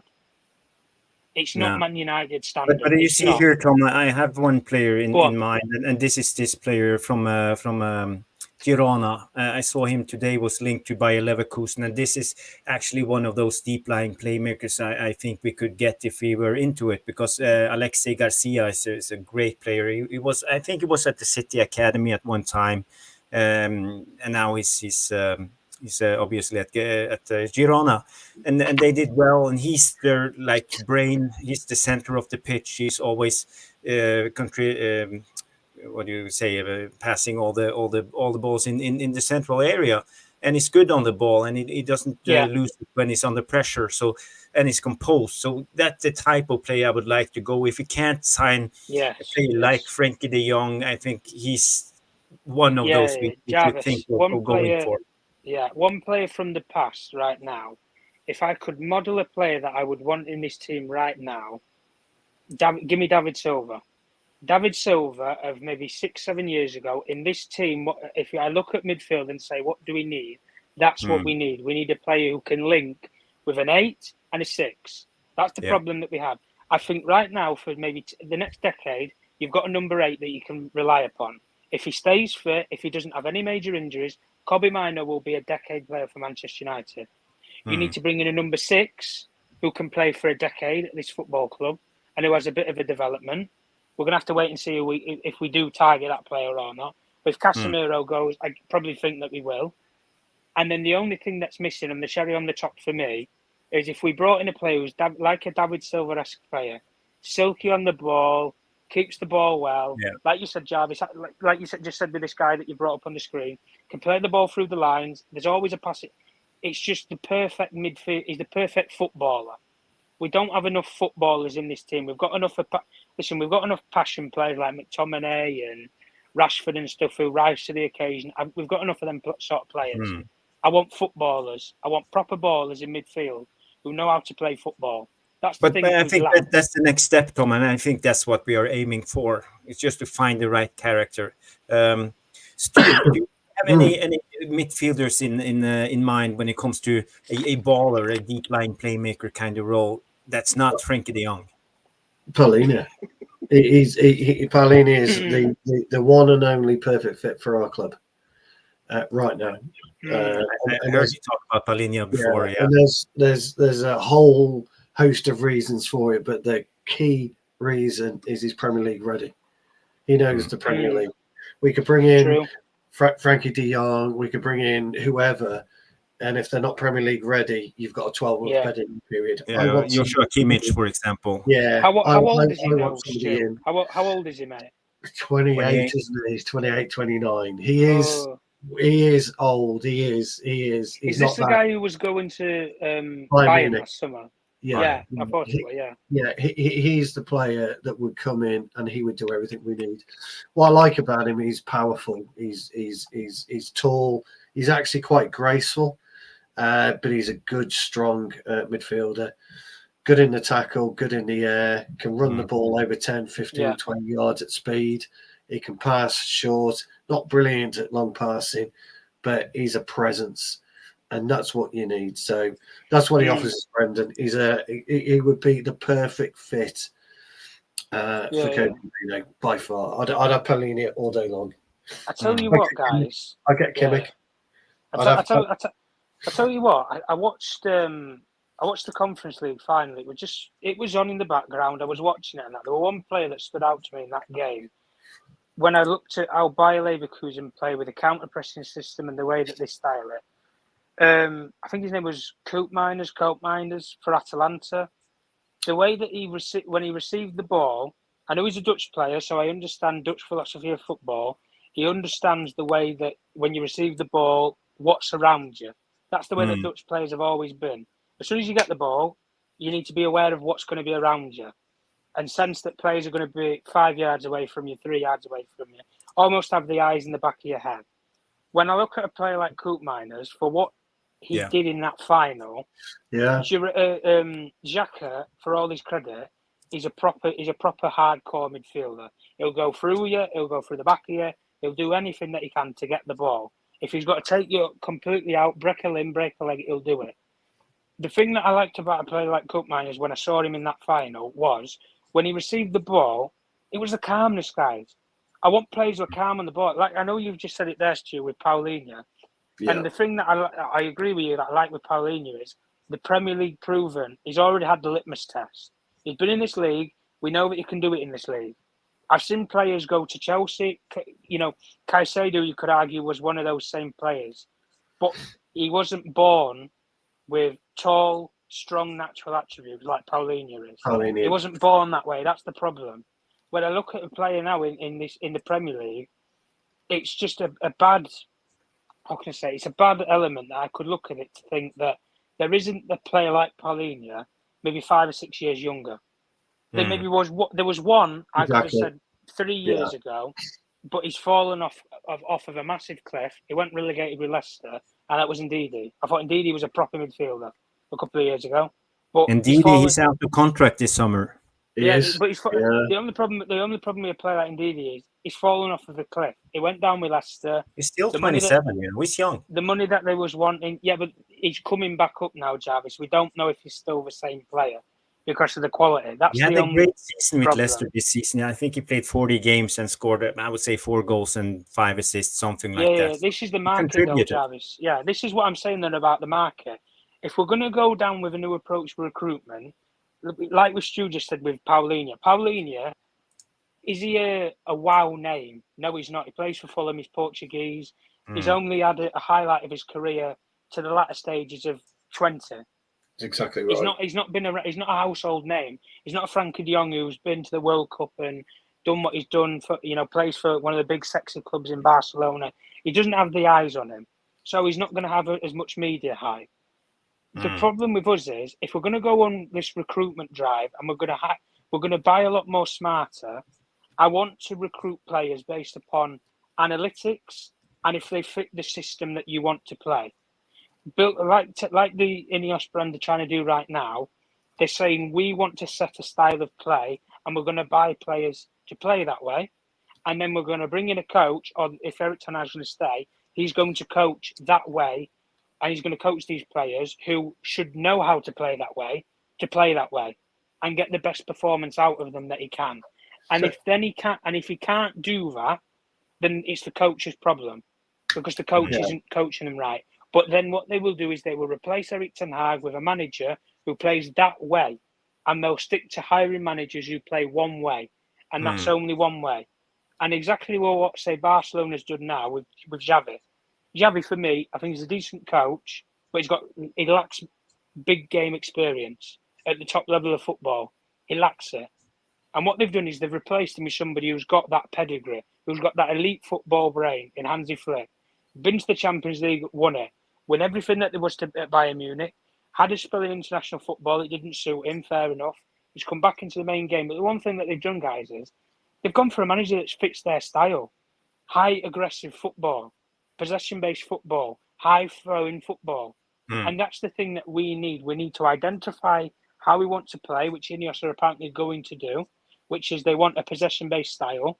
So if that's the case, then if they want, give Erik ten Hag a year to try and coach that way. If he doesn't do it, fine. You can set him off, set him free. You've got no contract with him. Set him free. Yeah. And like you're saying, Jarvis, with Michel, coaches like Michel get another year to prove themselves. Is it a 1 year thing, or is it a consistent pattern that he's going to progress as a manager, like De Zerbi did? Everybody praised him for the first year. Second year has been a bit of a okay. He plays good football. He's not got results. He's had injuries. It's when you look at managers, I want a manager. If we're going to bring in a new manager, I want a manager who's consistently done it year in, year out. I want a consistent progression year in, year out.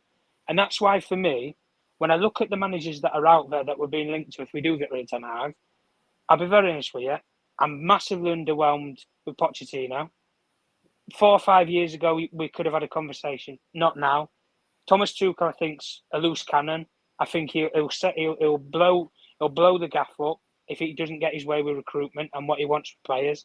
You saw it Bayern, like you just said there, Stu, with Paulinho. As soon as he didn't get Paulinho, he was pissed off because he had to be kept with Kimmich and Goretzka, which isn't his kind of players that he wants. Yeah. So as soon as you come to this football club, and we've seen this with Ten Hag, he come here, the first target that he wanted was Frankie de Jong. He didn't get him, and he's. I don't think, to be honest with you, as much as he has a relationship with Joe Merto and Richard Arnold, I don't think he forgave the guys as soon as he couldn't get the player. I really don't. But if it meant now that if they back him, give him a new contract and say, what do you want, Eric? I want Frankie de Jong. I don't know. I think with the way that Ineos are and the way that they did it with Barada and they convinced him, with the way that they convinced Ashworth to dump the project that he's trying to build at Newcastle with unlimited funds, I don't know. I think Ineos, they talk a good game. They seem to be very good at selling themselves and selling what they have. And that's why I think if we're going to go somewhere, guys, the track record from what we've seen in the short term is good, but can they now use that in the transfer market to get the players that they want? That's my argument. And if we recruit well, guys, and we go for a different approach, none of this £100 million player. I want to spend £100 million on 5 players, something like that, a different model. Yeah. Because out of those 5 players, guys, I would say that maybe 2 of them we might get good hits on. The other 3, okay, you might be able to loan them out or do whatever with them. Maybe be a squad player like what we're seeing now, guys, with some players. But it might be an upgrade on what you have. One thing is for sure, we won't get a 100% hit rate. So yeah, I agree with that. Everybody fails. We can't just go for the 100 million players because we had tried that for a long. The interesting thing for me is, we'll go on to the queues next, Jarvis and Tom, and there'll be a couple of things in there. But the interesting thing for me is, there's a couple of things I would do, and Pellegrini is a no-brainer for me. I'll tell you who else is a no-brainer for me as well. Max Kilman. Bring him in at centre half. He'd be He's another good player, for Martinez. And these are, 2 players that I would do. Anyway, guys, I love this part. It's Q&A time. We need a Q&A, Mick. If you're in the background listening, can you get us a Q&A interlude, please? Maybe Jarvis with Q&A coming out of his mouth or something like, or on his tongue. Play the Q&A song. We need a Q&A. We need a Q&A. Guys, it's flown by again tonight, hasn't it? It's been a brilliant chat. Absolutely brilliant. I hope you've enjoyed it in the VAR room. I really do, because we've covered everything from our musical taste tonight, Jarvis's lack of a whistle, and my John Lennon glasses, my hair, Jarvis's hair, crikey. Good tactical analysis from Tom Jarvis and my little input as well. So now it's on to the serious stuff, the questions. We all love the questions. So let's see what we've got. Our good old mate Jack Off No, sorry, not jack off, is it? Jack. Off. Jack Hoff. Yes. He says, and I'll go straight to you with Jarvis. Should we keep Amrabat? For me, 100% yes. Because at the price we can get him, I think it was 13 million pounds that we have agreed upon with the Fiorentina. For 13 million pounds, we won't get a DM at that bracket at the moment, and we have to be smart in our business this summer. So we might as well just keep him. Yeah, I think Amrabat has been good, and we know he can do a job, especially when we are up against better teams. He will be that sitting DM, and he's good on the ball. And what I spoke about, the tempo and the rhythm, and I think Amrabat suits us, and he has the character to stay calm in very tight situations. Yeah. So yeah, I would like to have him. And he always runs and he works hard. And it's when you play with players like that, as a footballer myself, that's the players you want on your team. You want players like him on your team that take space and always run and fight for the team. They never stop and look at their teammates. Are you going to press? No, they just do the job constantly, and that's what you like. So for me, I will keep Amrabat. Yes, and we have a player at the mighty Tipton Town by the name of Ranjit Opal, who does very, very similar role to Amrabat. Excellent. I would take him as well if we can get him for 8 to 10 on top of the loan fee we've already paid. I think it'd be a no-brainer for us. Tom, got a question for you from Brendan. Brendan's in with a couple of questions actually, but we will start with this one.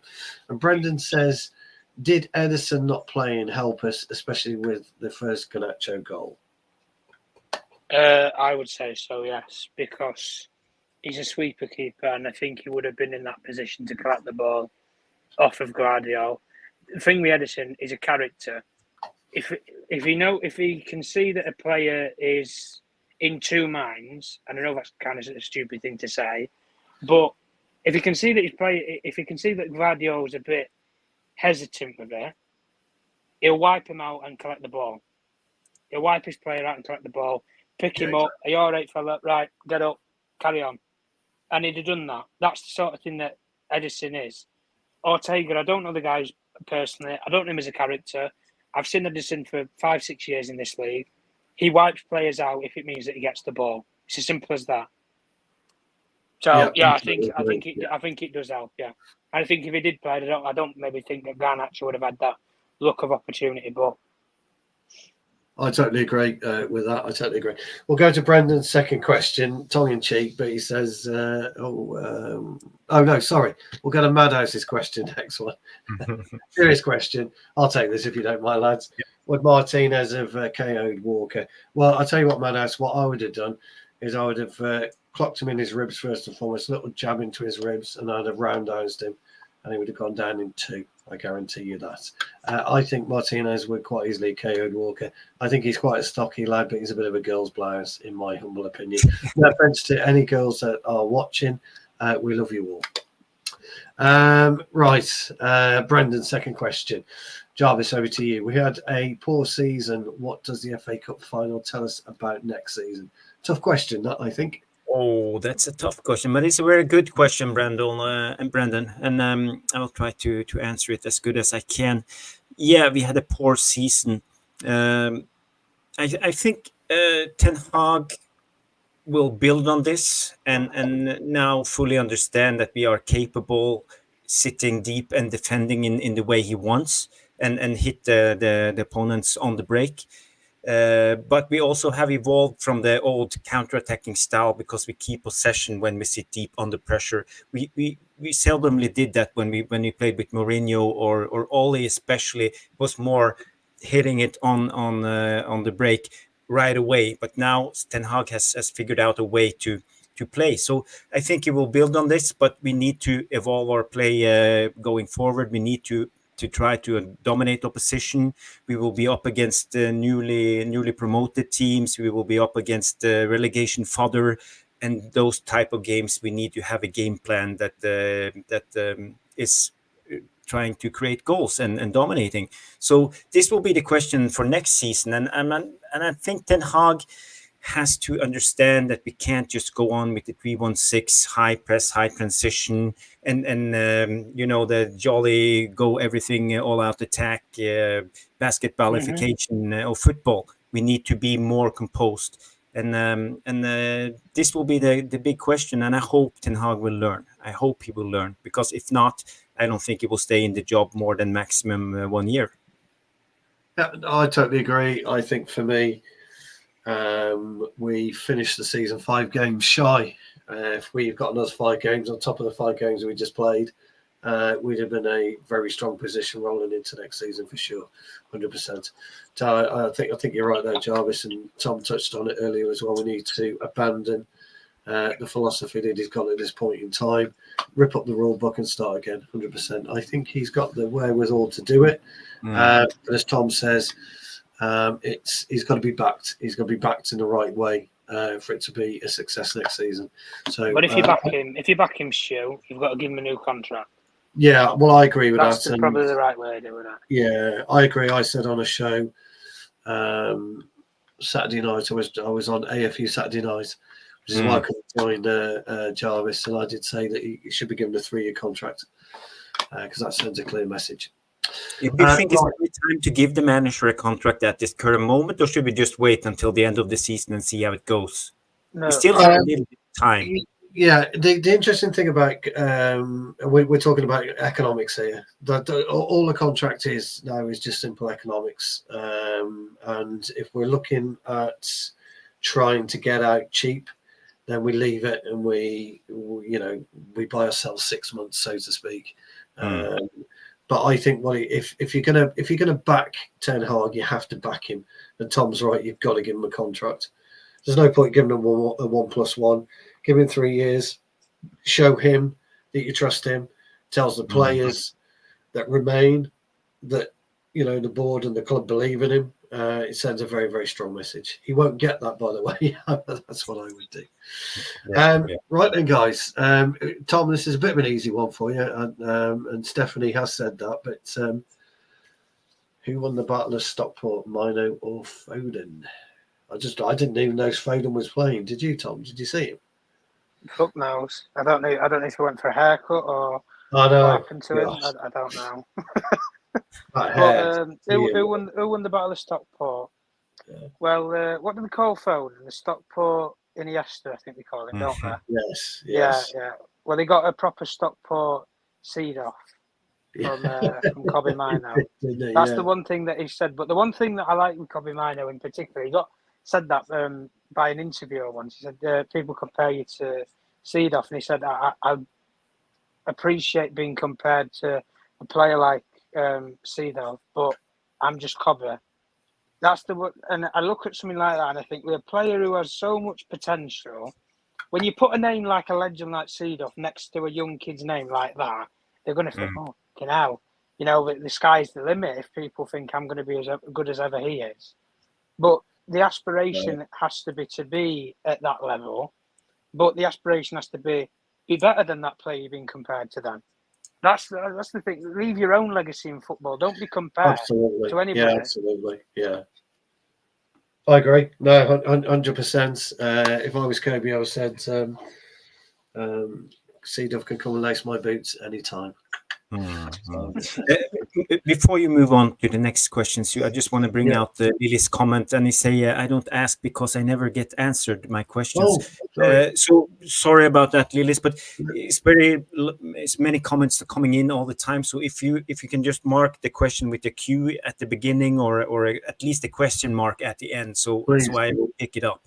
Get a question. I don't see your questions. I'm not doing it on purpose. I'll try to bring out every question that I find. So just a hint.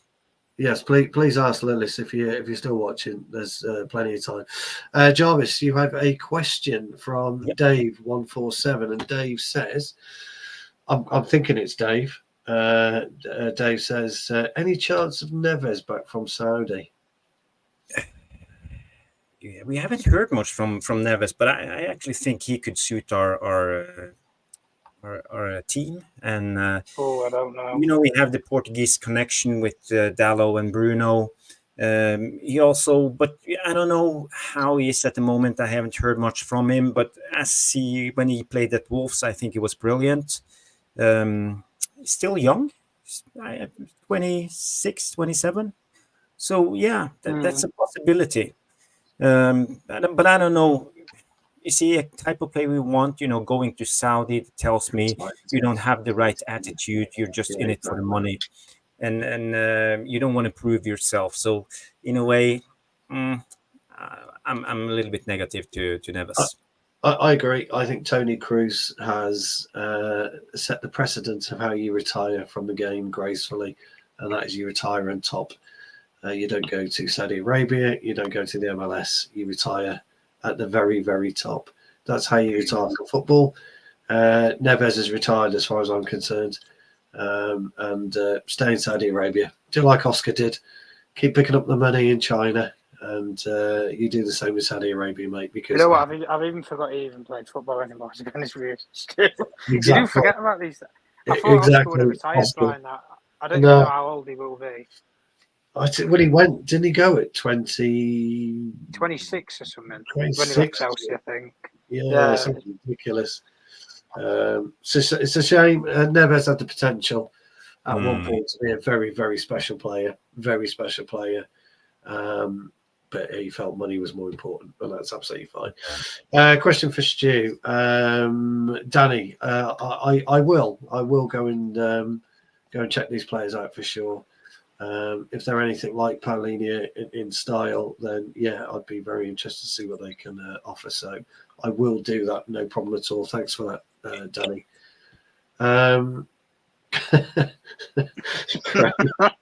You've got 3 months.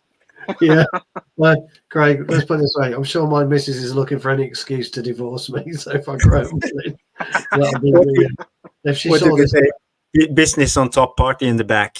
Yeah, if she saw this question, she'd be like, "Oh God, please, yes, please, bless her." I love her to bits. Luckily, she can't hear me. Right, Trev's coming with a really good question for Trev. I don't know what's up with him. Maybe he's having a beer and a relaxation. This is for you, Tom. And Trevor says, "It's a really great question. This is what is the most important position to fill for next season? We need a striker, a midfielder and a centre back. What would you fill first?" Do you know what, Trev? You've kind of stitched me up here because I've rabbited on about I want this perfect midfielder. Yes. But I'm also looking at it now. We're losing Varane already. We don't know about Martinez's injury thing, so I'm stuck between a bolt and a horse here now. I don't know. I'd probably say centre-back's more vital because we're losing one and we also don't know the effects of what we're going to have with Martinez. So I'd probably say a centre-back's more important to fill. Any idea who you go for? To be honest with you, if we're on a budget, I like Tosin, who looked like he was going to Newcastle. I think Chelsea's offered him a contract as well. Yeah, I like Tosin from Fulham. I think he's had a decent season. Tadibo, I think, is kind of, I don't know. I think he had a good start to the season. I think he's sort of fallen off a little bit toward the back end of the season. I don't think I've heard much about him after that. And Braithwaite's, I think, it's a bit of an English PR hype at Everton. I don't really see the hype. I don't really think there's that many out there, to be honest with you. That's the thing. I want players. The thing with me is I don't want players who are just being pushed in the media as PR-driven players like Braithwaite. I want somebody a bit like what you said, Stu, like a Max Kilman, for example, who he doesn't get any media hype. He's not a media-trained player. He doesn't have a massive PR team around him. I just want players who are going to come in and be a furniture. Be the furniture, be a bit of foundation, that's it. Because... I think you get it best really from foreign players because they're not that big on PR. But you have British players who, you know what, they have media companies and, Rashford, I don't know if he pays people or something to put stuff out there. Yeah, sure, today, I mean, he's put nearly a dictionary's worth of fucking literature on a Instagram post. Like, I don't personally want players like that. I want players who are going to do the talking with the feet on the football pitch, not get your thumbs and your fingers together and type on a keyboard and tell everybody how sorry you are or whatever. I want players who want to properly play football. But if I had to pick one right now, I'd probably say I like Tosin. And to say that he's on a free transfer as well, we've missed far too many free transfer players, but this is one that I don't want to miss. Well, okay. I No, don't know, Stu, if you guys have heard about him, but I scouted some championship players, and there's one guy in Hull, Jacob Greaves. He's 23 years, left center back. Looks pretty decent in my eyes. Well, they've got a really good coach, haven't they, with Liam Rossini? He's worked wonders with Hull. Hull have been a bit of a yo-yo team, and yes, I've heard him mentioned. Yeah, I do. I have seen him play only a couple of times, so I think he would actually, fit. And if you guys haven't seen him, you find him on YouTube. Check him out, Jacob Greaves. And he's young, he's tall, he looks well developed, strong physically, and he's good on the ball. So for me, I think that's the type of players I think we can sign this window. If we can have him for, I would say, 20 million, that will be a decent amount of money to pay for a player like that, a young up and coming center back. Yeah, I was just going to say that because we're losing Varane due to, we know with Varane's experience that he has in the game. Do you think it's better for us to target a younger player, or do you think it's better to target a more experienced player? Well, I stand by my Max Kilman one because he's a young player, but he's an experienced player. He's Wolves captain, but we wouldn't get him for 20 million quid. That's for sure. We could pick up Tosin on a free. I totally agree. Or Tosin, however you pronounce it. I totally agree. A lot of the people are looking at Talibo, aren't they? From yeah. Like you're gonna have high prices on these players. The thing with Tosin as well is that you need one phone call to that kid. One phone call. If Jason Wilcox gets onto the phone to that kid, he'll convince him to come to Manchester United. And I know why he'll convince him, because when Tosin was a young player in England and he was on the street, I can't remember if I think he's a London lad. I can't remember anyway, off the top of my head. Jason Wilcox convinced him to sign for Manchester City's academy when he worked there, ahead of signing for Chelsea when they had Antonio Conte as the manager and they just won the league. And on top of that, he'd also convinced him not to go to Arsenal on the top of when they were signing a lot of young profile players, the likes of when Saka was coming through the ranks, Smith Rowe. So there was a bit of a connection there with players. And also Tosin he'd played with with the under-21s team, with England. He'd been in around that camp with a lot of those young players. So when Jason Wilcox signed him up to City's ranks, and when I saw that when we brought in Wilcox, and I could see the connections that he had with some players, if there's a player that I think can convince Jadon Sancho to maybe turn it round, Jason Wilcox is a player that he would work one-to-one with. He's a proper one-to-one guy, is what I've been told anyway. And that's why I think, in terms of a sale, like I was saying before with Ineos, in terms of sales, I think he can sell this club well to players. He's done it very well at City, especially with young players, their mothers and fathers. Bring them in for a cup of tea and biscuits, and I'll sell this football club to you. I think he sells it well. That's the one thing that I will say. No, I totally agree. If we'd have had him, sorry, Johnny. If we'd have had him a couple of years ago when we were saying pipping for players like Bellingham, I think it might have gone a bit better for us. That's all that I'm saying. When we had Bellingham in the building, we rolled out the red carpet, we had Fergie on the front doorstep. I think it was a bit too much for the kid. But Wilcox, you say, there's ways and words that you can convince people. Yeah. You put Fergie in the face, they're going to think, now the standards of this football club. But then you put somebody like Jason Wilcox, who's almost like a normalised person, stabilised person, proper recruitment guy, can have a bit of a giff and gaff. You put him there with a young kid like Bellingham, who was touted to be the next breakout England kid, which he is now. Like, we've missed the boat there. That's an £80 million, £100 million player we had in the building. We had on the red carpet with Fergie, and we still couldn't convince him to come. But Tom, we still have one Bellingham left. We have a Job Bellingham at Sunderland. and he's 18 years old now, massive talent, True. and he's a physical specimen. How he's built as a footballer, I think it looks amazing. But I don't know if it's even possible for us to sign a player like Joe Bellingham. What do you think, Stu? Do you have some knowledge about the Bellinghams? No, unfortunately, he's more than likely going to end up somewhere white. Liverpool. Somewhere white top. There's a very good chance he may go to Madrid. Actually, to be fair, JB Bellingham was touted at being a better player than Jude. Yeah. At the time, he is a very, Was very it? yes, yeah, very, very talented footballer. How much young? How old's Bellingham now? Is he 22? I think he is. 18 is Job. Job is 18. No, 18. Jude. Oh, he's 19. Oh, was he only 19? I thought he would have been older than that now. No, he's 19. I forget. Yeah, he only broke out when he was 16, didn't he? Yeah.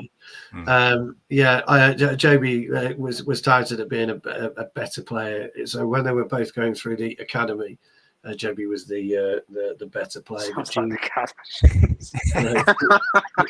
He's got the progress, and the rest is history. So I would love JB at Manchester United. I think he's a great player, but I think you'll find a different trajectory. I think, I've not heard anything to the contrary. I could probably say it now, but I knew back in January where Jude was going, and I was listening to people say, "Oh, he's Stonewall for Liverpool and whatever." But I got on really well with Mark, and I can't, and I don't, and I won't ever betray his confidence. So, but I don't think we would be in the market for that. Right, another question. We're almost on. We're on 2 hours, guys. So yes. So right, I'll take this Amrabat one. Genghis Khan Jr. Do you think Amrabat would be happy to be a bit ball player at his age? I think he's a type of player that would not cause you any trouble at all. Would want to play, of course, but understands what playing for a team really means. So he would be perfectly happy, I believe, if he was a bit part player. Jarvis from Indiana, the first, whatever. Yeah. Does it worry you? Cool. Big up Indiana. You are, sorry? I just said big up Indiana. Oh, big up. Right. Sorry. Does it worry you that ETH adapted for the final but refused to do so in the league? Something we've actually spoken about already, but maybe you could just have your say and just to give Indiana an idea. Well, did he refuse to do it in the league? I think we did it against, for example, Liverpool away at Anfield. We sat down with and other games too. We sat down with the deep central block, but we never did it in a way that as we did in the final. Yeah, that's true.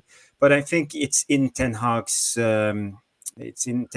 locker, to play this deep sitting, not counter-attacking football in a way, but just resilient football, I will call it in a way, and just close down all the space. And make it difficult for the opposition. I think Ten Hag can do it more times, and we saw it last year against Barcelona away, for example. But the thing is, if we are to progress and move forward from this type of football and try to dominate and play the 3-1-6, what everybody calls it, but it's formation is one thing. It's in possession and out of possession. What do you do? Where do you move? So don't get hung up in on the numbers. It's just theoretically. So for me, I think Ten Hag needed to try this and try to see where we at the moment and where we have to, which player we have to buy to evolve and to move forward. And he in the summer assessed the situation and said, now it's time.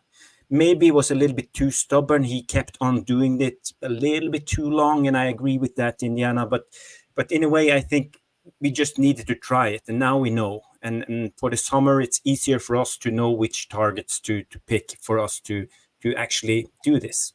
Yeah, 100%. It's a personnel issue, Indiana, to be brutally honest with you. He's able to do it when we've got the personnel, and I think he's proven that when we do have the personnel, it's a formidable system, and it's a workable system for us. So thank you very much for your question. I hope Jarvis has answered that for you. If he hasn't, let him know in the comments. Can anyone else on the panel sing besides Jarvis? There's a very short answer to that, Trevor, and it is no. Our good old friend Lilith has also a question. Jarvis and Stu, what we thinking, will Mick leave Thailand? Well, again, we don't know the answer to that one, but we will ask the question. Rumors. I heard some rumors. Yeah. He might be staying on for at least 6 months or something. But I think he will never come back. I think he's happy in Thailand. Sun is always shining. It's a beautiful country. People are friendly. So why not? I think he's happy in Thailand, yeah. Right then. Bacon Butty and Anana debate. Distribution isn't great. That's an easy goals. Parries the ball into the danger zone. Absolutely want him gone. We'll have to enjoy him for another season. Short answer to that will be yes, we probably will. And probably the season after that, and probably the season after that as well. I can't disagree with you. He does parry the ball into the danger zone more often than not, actually. His punching, certainly in the FA Cup final, was a little bit dubious. It's just not feasible right now to change goalkeeper at all. I think he's had a much stronger second half of the season. I think him being dropped, the African Cup of Nations scared him. He wasn't playing well for Manchester United. He's never experienced that in his career. And he realised he had to get on and do something. No, I think he's had a much stronger second half of the season. I think you'll see a better Anana in the coming years. Right, we've done that. Your next question, I just want to say we are on 93 likes. Come on, guys. Come on. Reach 100. So please, if you haven't liked, give us a like. And if you're watching this in the rerun, hit the like. Hit the like, please. Tom, good question for you here again from Bacon Butty. Will Rashford go to Arsenal? No, he's been linked, hasn't he? Has he? Yeah, he has. Yeah, there was something about swap deal with that young guy who's always on the bench. Attacking midfielder.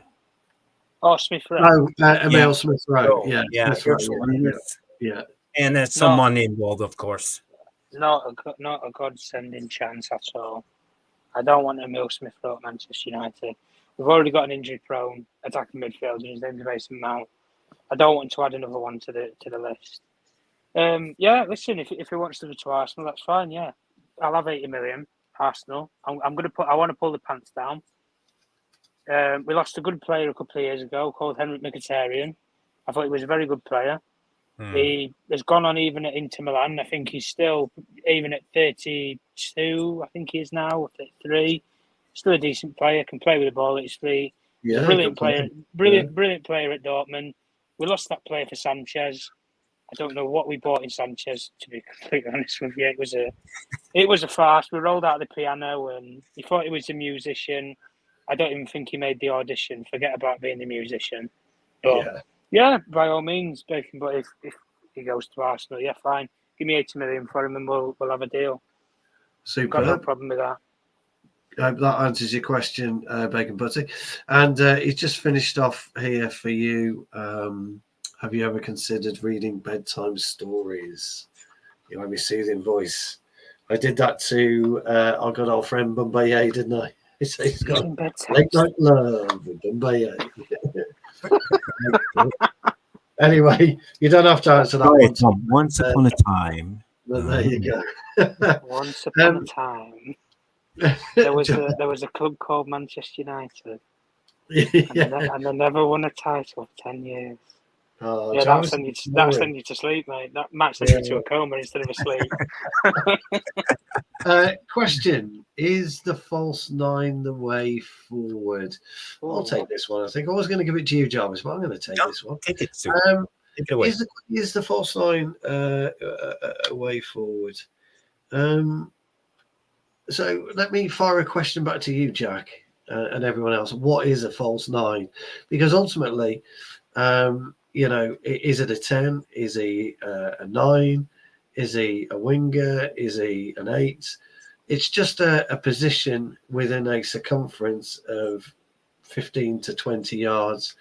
I prefer a straightforward 9. I like a goal sniffing, goal poaching 6-yard box player, which I do think our man Hoyland will turn into over the next 2 to 3 seasons.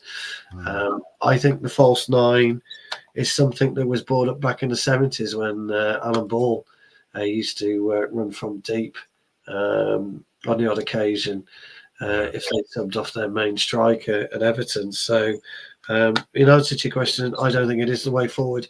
I think it's a typical Guardiola fad, personally. That's just my humble opinion. Right then. Here we go. What about Willie? Jarvis? Yeah, he looks promising. I like him. I really like him, but he needs more experience. Sometimes I see he's really good, and sometimes you see he lacks experience and he's out of position, gets caught. He's a little bit too eager in his press play, gets caught flat-footed. He needs to evolve, but that comes with experience, and you see the talent. So for me, yeah.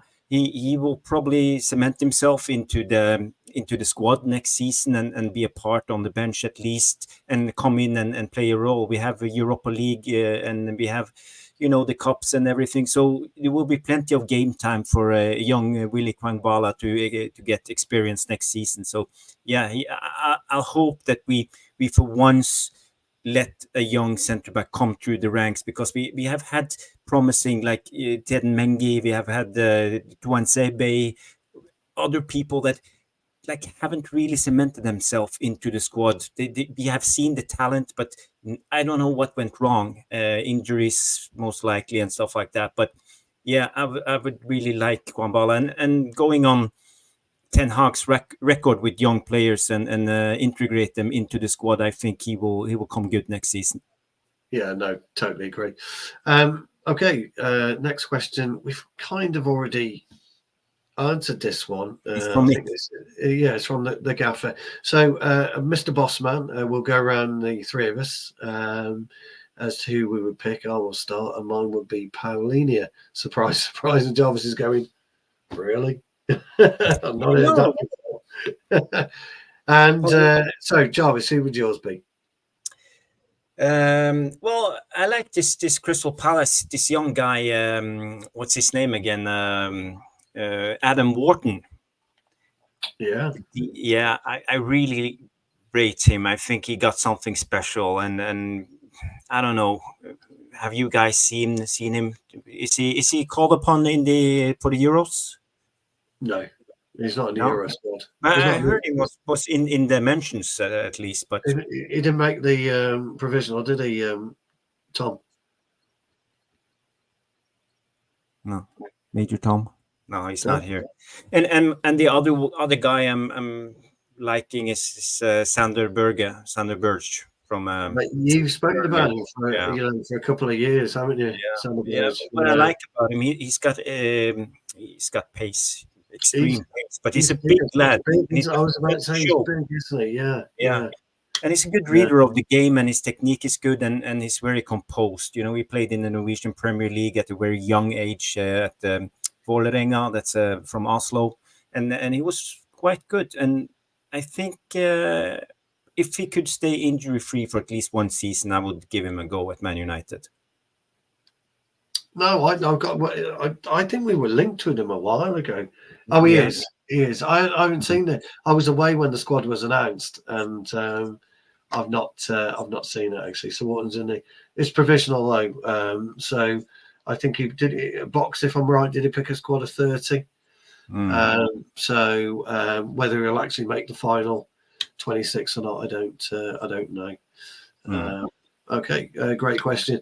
Madhouse Leeds, Stu. All I can do is laugh. That's all I can do. I'm so happy that they didn't make. In fact, when you look at this weekend as a whole, we win the FA Cup, we relegate Chelsea to the conference, and we kick Newcastle out of Europe, and Leeds didn't make it into the Premier. It's been the perfect weekend for us. So yeah, the only thing I feel sorry for the away fans have to go all the way down to Southampton. Which is a long way, but it's good to get some fun. It was. Oh, you're talking about our away fans? Yeah. Our away fans will travel anywhere. We're the best in the world. Best in the world, yeah. When it comes to Leeds, I just want to say, when it comes to scouting players, because I did a scout of the championship, there's two players I like. You have this striker, is called Joel Pirot. And yeah, he's a Dutch. He was always on the Dutch under 16, under 18, under 19, under 21s, scoring a lot of goals. He played for I think it was what's the Welsh team again? Cardiff for a couple of seasons. Yeah, and he did. I think he scored a lot of goals, almost 40 goals in a season. And yeah, he's an out and out striker. And he likes to create space. He's smart. He's almost like if you know Teemu Pukki. The Finnish striker. How he moves, his movement. Yeah. This is what I like to see. So that's the type of player I would actually like at Man United. So he's one of those players I think we could look at if we want a cheap second striker, being a sparring partner for Højlund. I would. I'd like a bit more experience. I'd like in Harry Kane. To be honest, I've said it before, and everyone, trophy killer, and it's too much money. That's the problem. The thing is, though, Jarvis, I do agree, but I'm wondering if he's going to want to play under company. Yeah, that's such a bizarre move for Bayern. I wonder if he'll want to play under company. I don't know. Another great question here. How old is Shea Lacey? I believe he's 16. I think he turns 18 in a couple of years. But what an absolute talent that kid is, along with Daniel Gore. Look out for both of those. I think you'll see some kind of elevation for both of those at some point, along with Harry Amas. 17, April 17. Oh, so he's now 17, is he? Yeah. Okay. So, yeah, he's... you're back, Tom? Yeah, sorry about that, yeah. No worries. We've got one more question, actually. Final question. Yes, but watch out for Dan Gore, Shea Lacey, Amas. We sold Fernandes to Benfica, haven't we, today or yesterday? That deal has gone through. Harry Amas, fantastic. Under 18 side, Wheatley, I think we'll see him again, quite prominent next season. We've got an abundance of talent coming through there. Charlie McNeil, by the way, said goodbye to the club, didn't he? He had a chance to make it, but he was so promising. Promising with injuries. He had this chance this summer, but he was injured again. So Joe Hugill had this go in the friendlies, but yeah. No, absolutely right. And of course, we lost out on your player as well, didn't we? What was his name? Who? The Norwegian player you were rating. Yeah. Isaac Hansen. Yeah. So, but we've got a phenomenal 18 squad. So I think there'll be a few that will get the chance in and out of next season if Ten Hag stays. Final question of the night, guys. It's been a mammoth 2 hours and 18 minutes so far. Loads you have been watching. The questions have been absolutely terrific tonight. Thank you very much for that. And the banter, as always, has been top draw from the VAR room. You've been absolutely phenomenal. So Michael has the privilege of the final question tonight. How do you feel about Southgate dropping Rashford and Sterling, the likes of Maguire, Shaw, Maddison, and Grealish? I don't want to. Right. Okay. I'm going to rephrase that question. I understand your very final point, but I must point out that we don't make any references of that nature or discuss things of that nature on this channel. So we'll remove the final part and just talk about why did we think that happened. Yeah. Tom. Yeah, I think, to be honest with you, I think it's purely performance-based related. That's what I think it is. Rashford, from what he had last season, the drop-off is like going down a roller coaster. He's all the way at the top of it, and he's come crashing down. Sterling, ever since he's gone to Chelsea, he's not settled. He's not hit the ground running. He's had, different styles now with managers and stuff. It just doesn't seem like it's clicking for him. Inevitably, you're going to fall out of the England setup. But I think because the attacking output of England is so stacked, the odd good one, shall we say, is going to miss out. That's probably the issue. And I think even in the number 9s, correct me if I'm wrong, guys, we've took Watkins, Tony and Kane.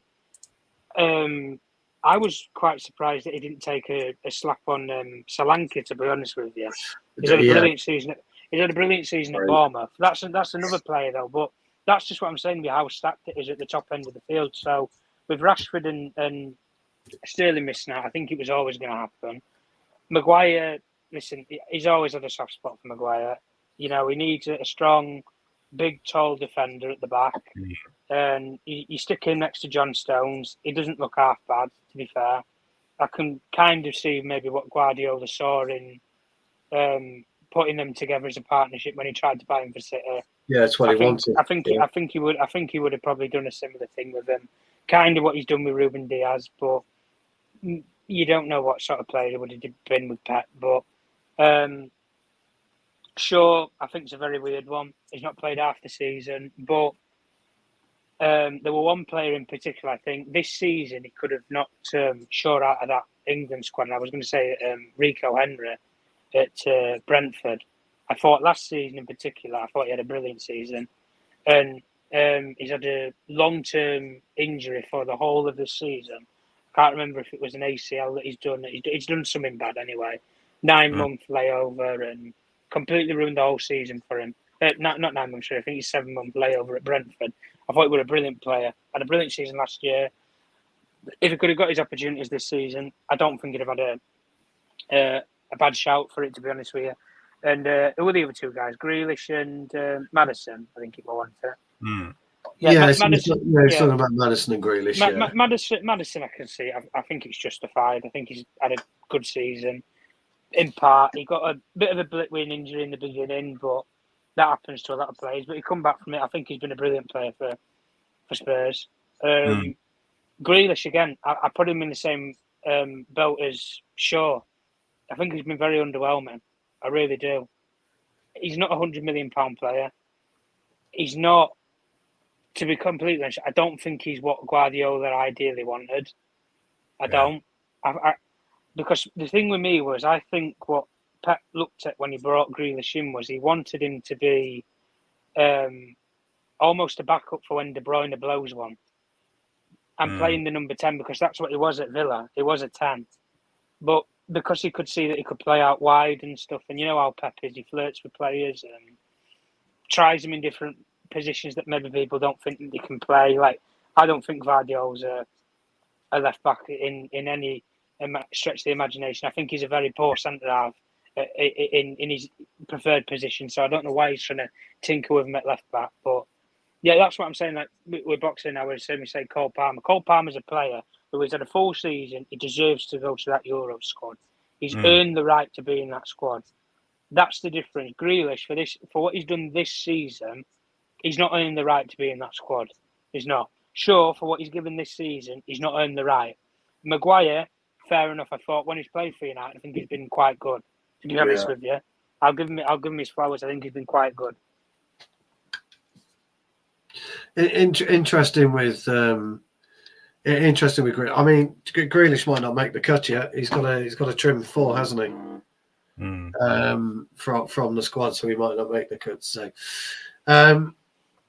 Do you want to Yeah, come in I, on I Jarvis? see. Alien Tenor comes in and say, "I know Jarvis lives in Norway, but f me, that shirt delivery is late." Well, this is an original back in the days, so I never wear shirts like this on the show. I don't know why, but maybe I I should. don't wear my Here's shirts. here's a question for people actually, Jarvis. If you move your microphone out of the way, this is a bit of a trivia question for everybody in the chat now. Can you name the year that Manchester United wore that shirt? And the first person to name it gets a shout out. That's a good thing that we can end the show on. Let's see if anybody can name the year that they wore that shirt for Manchester United. Oh, I There can. we go, Jarvis, the modelling agent here. Here we go. I can. Proof that it's a Man United original. Now, let's see if anybody's got it. Yeah, I can remember that. Has anybody got it? Yeah, somebody's got it. Yeah, so yeah, they have. Yeah, I've just seen it. Yeah, Steph. Stephanie Griffith. Stephanie Griffin. Yeah. Brendan. 1992. That shows Jarvis's age, everybody. Well, Brendan Lillis, they've all got it. That was the year when there was 2 years between home shirts. Home shirt designs. Yeah, I think even Box was first. He said 92, 94. 94. Oh, yeah, Boxing true, yeah. Boys. Yeah, they're all right. So that was the first time, and that was our league winning kit as well. That was our first league in 26 years. We succumbed to Leeds the year before, unfortunately. Jarvis, the Q&A is over, old friend. It's for you to close the show. Get that collar up in Eric Cantona style. Yes. When the seagulls following the stroller. No, I'm not going to do that. It's because they think Sardines get thrown in the sea. Yes. That's Pig, my good friend Joe, Flying Pig United. Great man. If you haven't seen his channel, watch it. It's brilliant. I think that's the end of the show. I just want to say thank you to everybody who watched. Rushmano for gifting 20 memberships. Craig Warby coming in with a big super chat, $9.99. Thank you, Craig Warby. Mick coming in with a super chat, talking about the Oasis Gallagher. And all the great questions from Brendel Chapel, Madhouse, Stephanie Griffith, Day 147, Danny B, Craig Warby, Trevor Wade, Indiana, Bacon Butter. You all know the names of this fantastic community. Jack Whelan, Want to Play, Michael Zachariah. Yeah. And I just want to bring out this before we end the show. Trevor Wade comes in and says, Jan Åge Fjørtoft is Jarvis's dream signing for the new season. I'm not even kidding. I wrote a message to Jan Åge Fjørtoft today and tried to invite him to the show. Yeah, please do. Yeah, please do. So he is my top man to get on this show. So everybody send SMS messages, emails to Jan Åge Fjørtoft and tell him to come on Jarvis's Corner because we are both Norwegian in this English football sphere. So I would just love to have him on as a guest. Jack, it's a pleasure. Thank you for your name, which always makes us. We are like children, aren't we? When Jack appears. Trevor's rinsed me as usual. Thanks, Trev. I love you, really. Great show, guys. Thanks for great comments. Cheers to Stu for showing up. Cheers. Love you too. Thanks the VAR room. Absolutely mint tonight, as always. It's always a pleasure, and I love reading the comments. And thank you for the love that you show us. And keep those questions coming in. Next week will be an absolute blast, won't it, Jarvis? It'll be a big one. It will. That will be the season finale. So people remember to tune in. Then now we're closing the VAR room. Thank you everybody for tuning in. I just want to say we are at the moment on 97 likes, so only 3 away from 100. So please hit that like button if you haven't. And thank you to Tom, Journalist 1, for coming on. Thank you, Stu Wally, for being my partner in crime always on the show. It's been a brilliant show. We won the FA Cup. Everybody, let's celebrate like it's 1999. 1999, that's it. Celebrate like it's 1999. Yes, fantastic. See you on the next one, everybody. Top show from Craig Warby. Have a good one. Bye-bye. Thank you so much for stopping by and watching MUFC Realist TV. Don't forget to like and subscribe and follow us on the socials.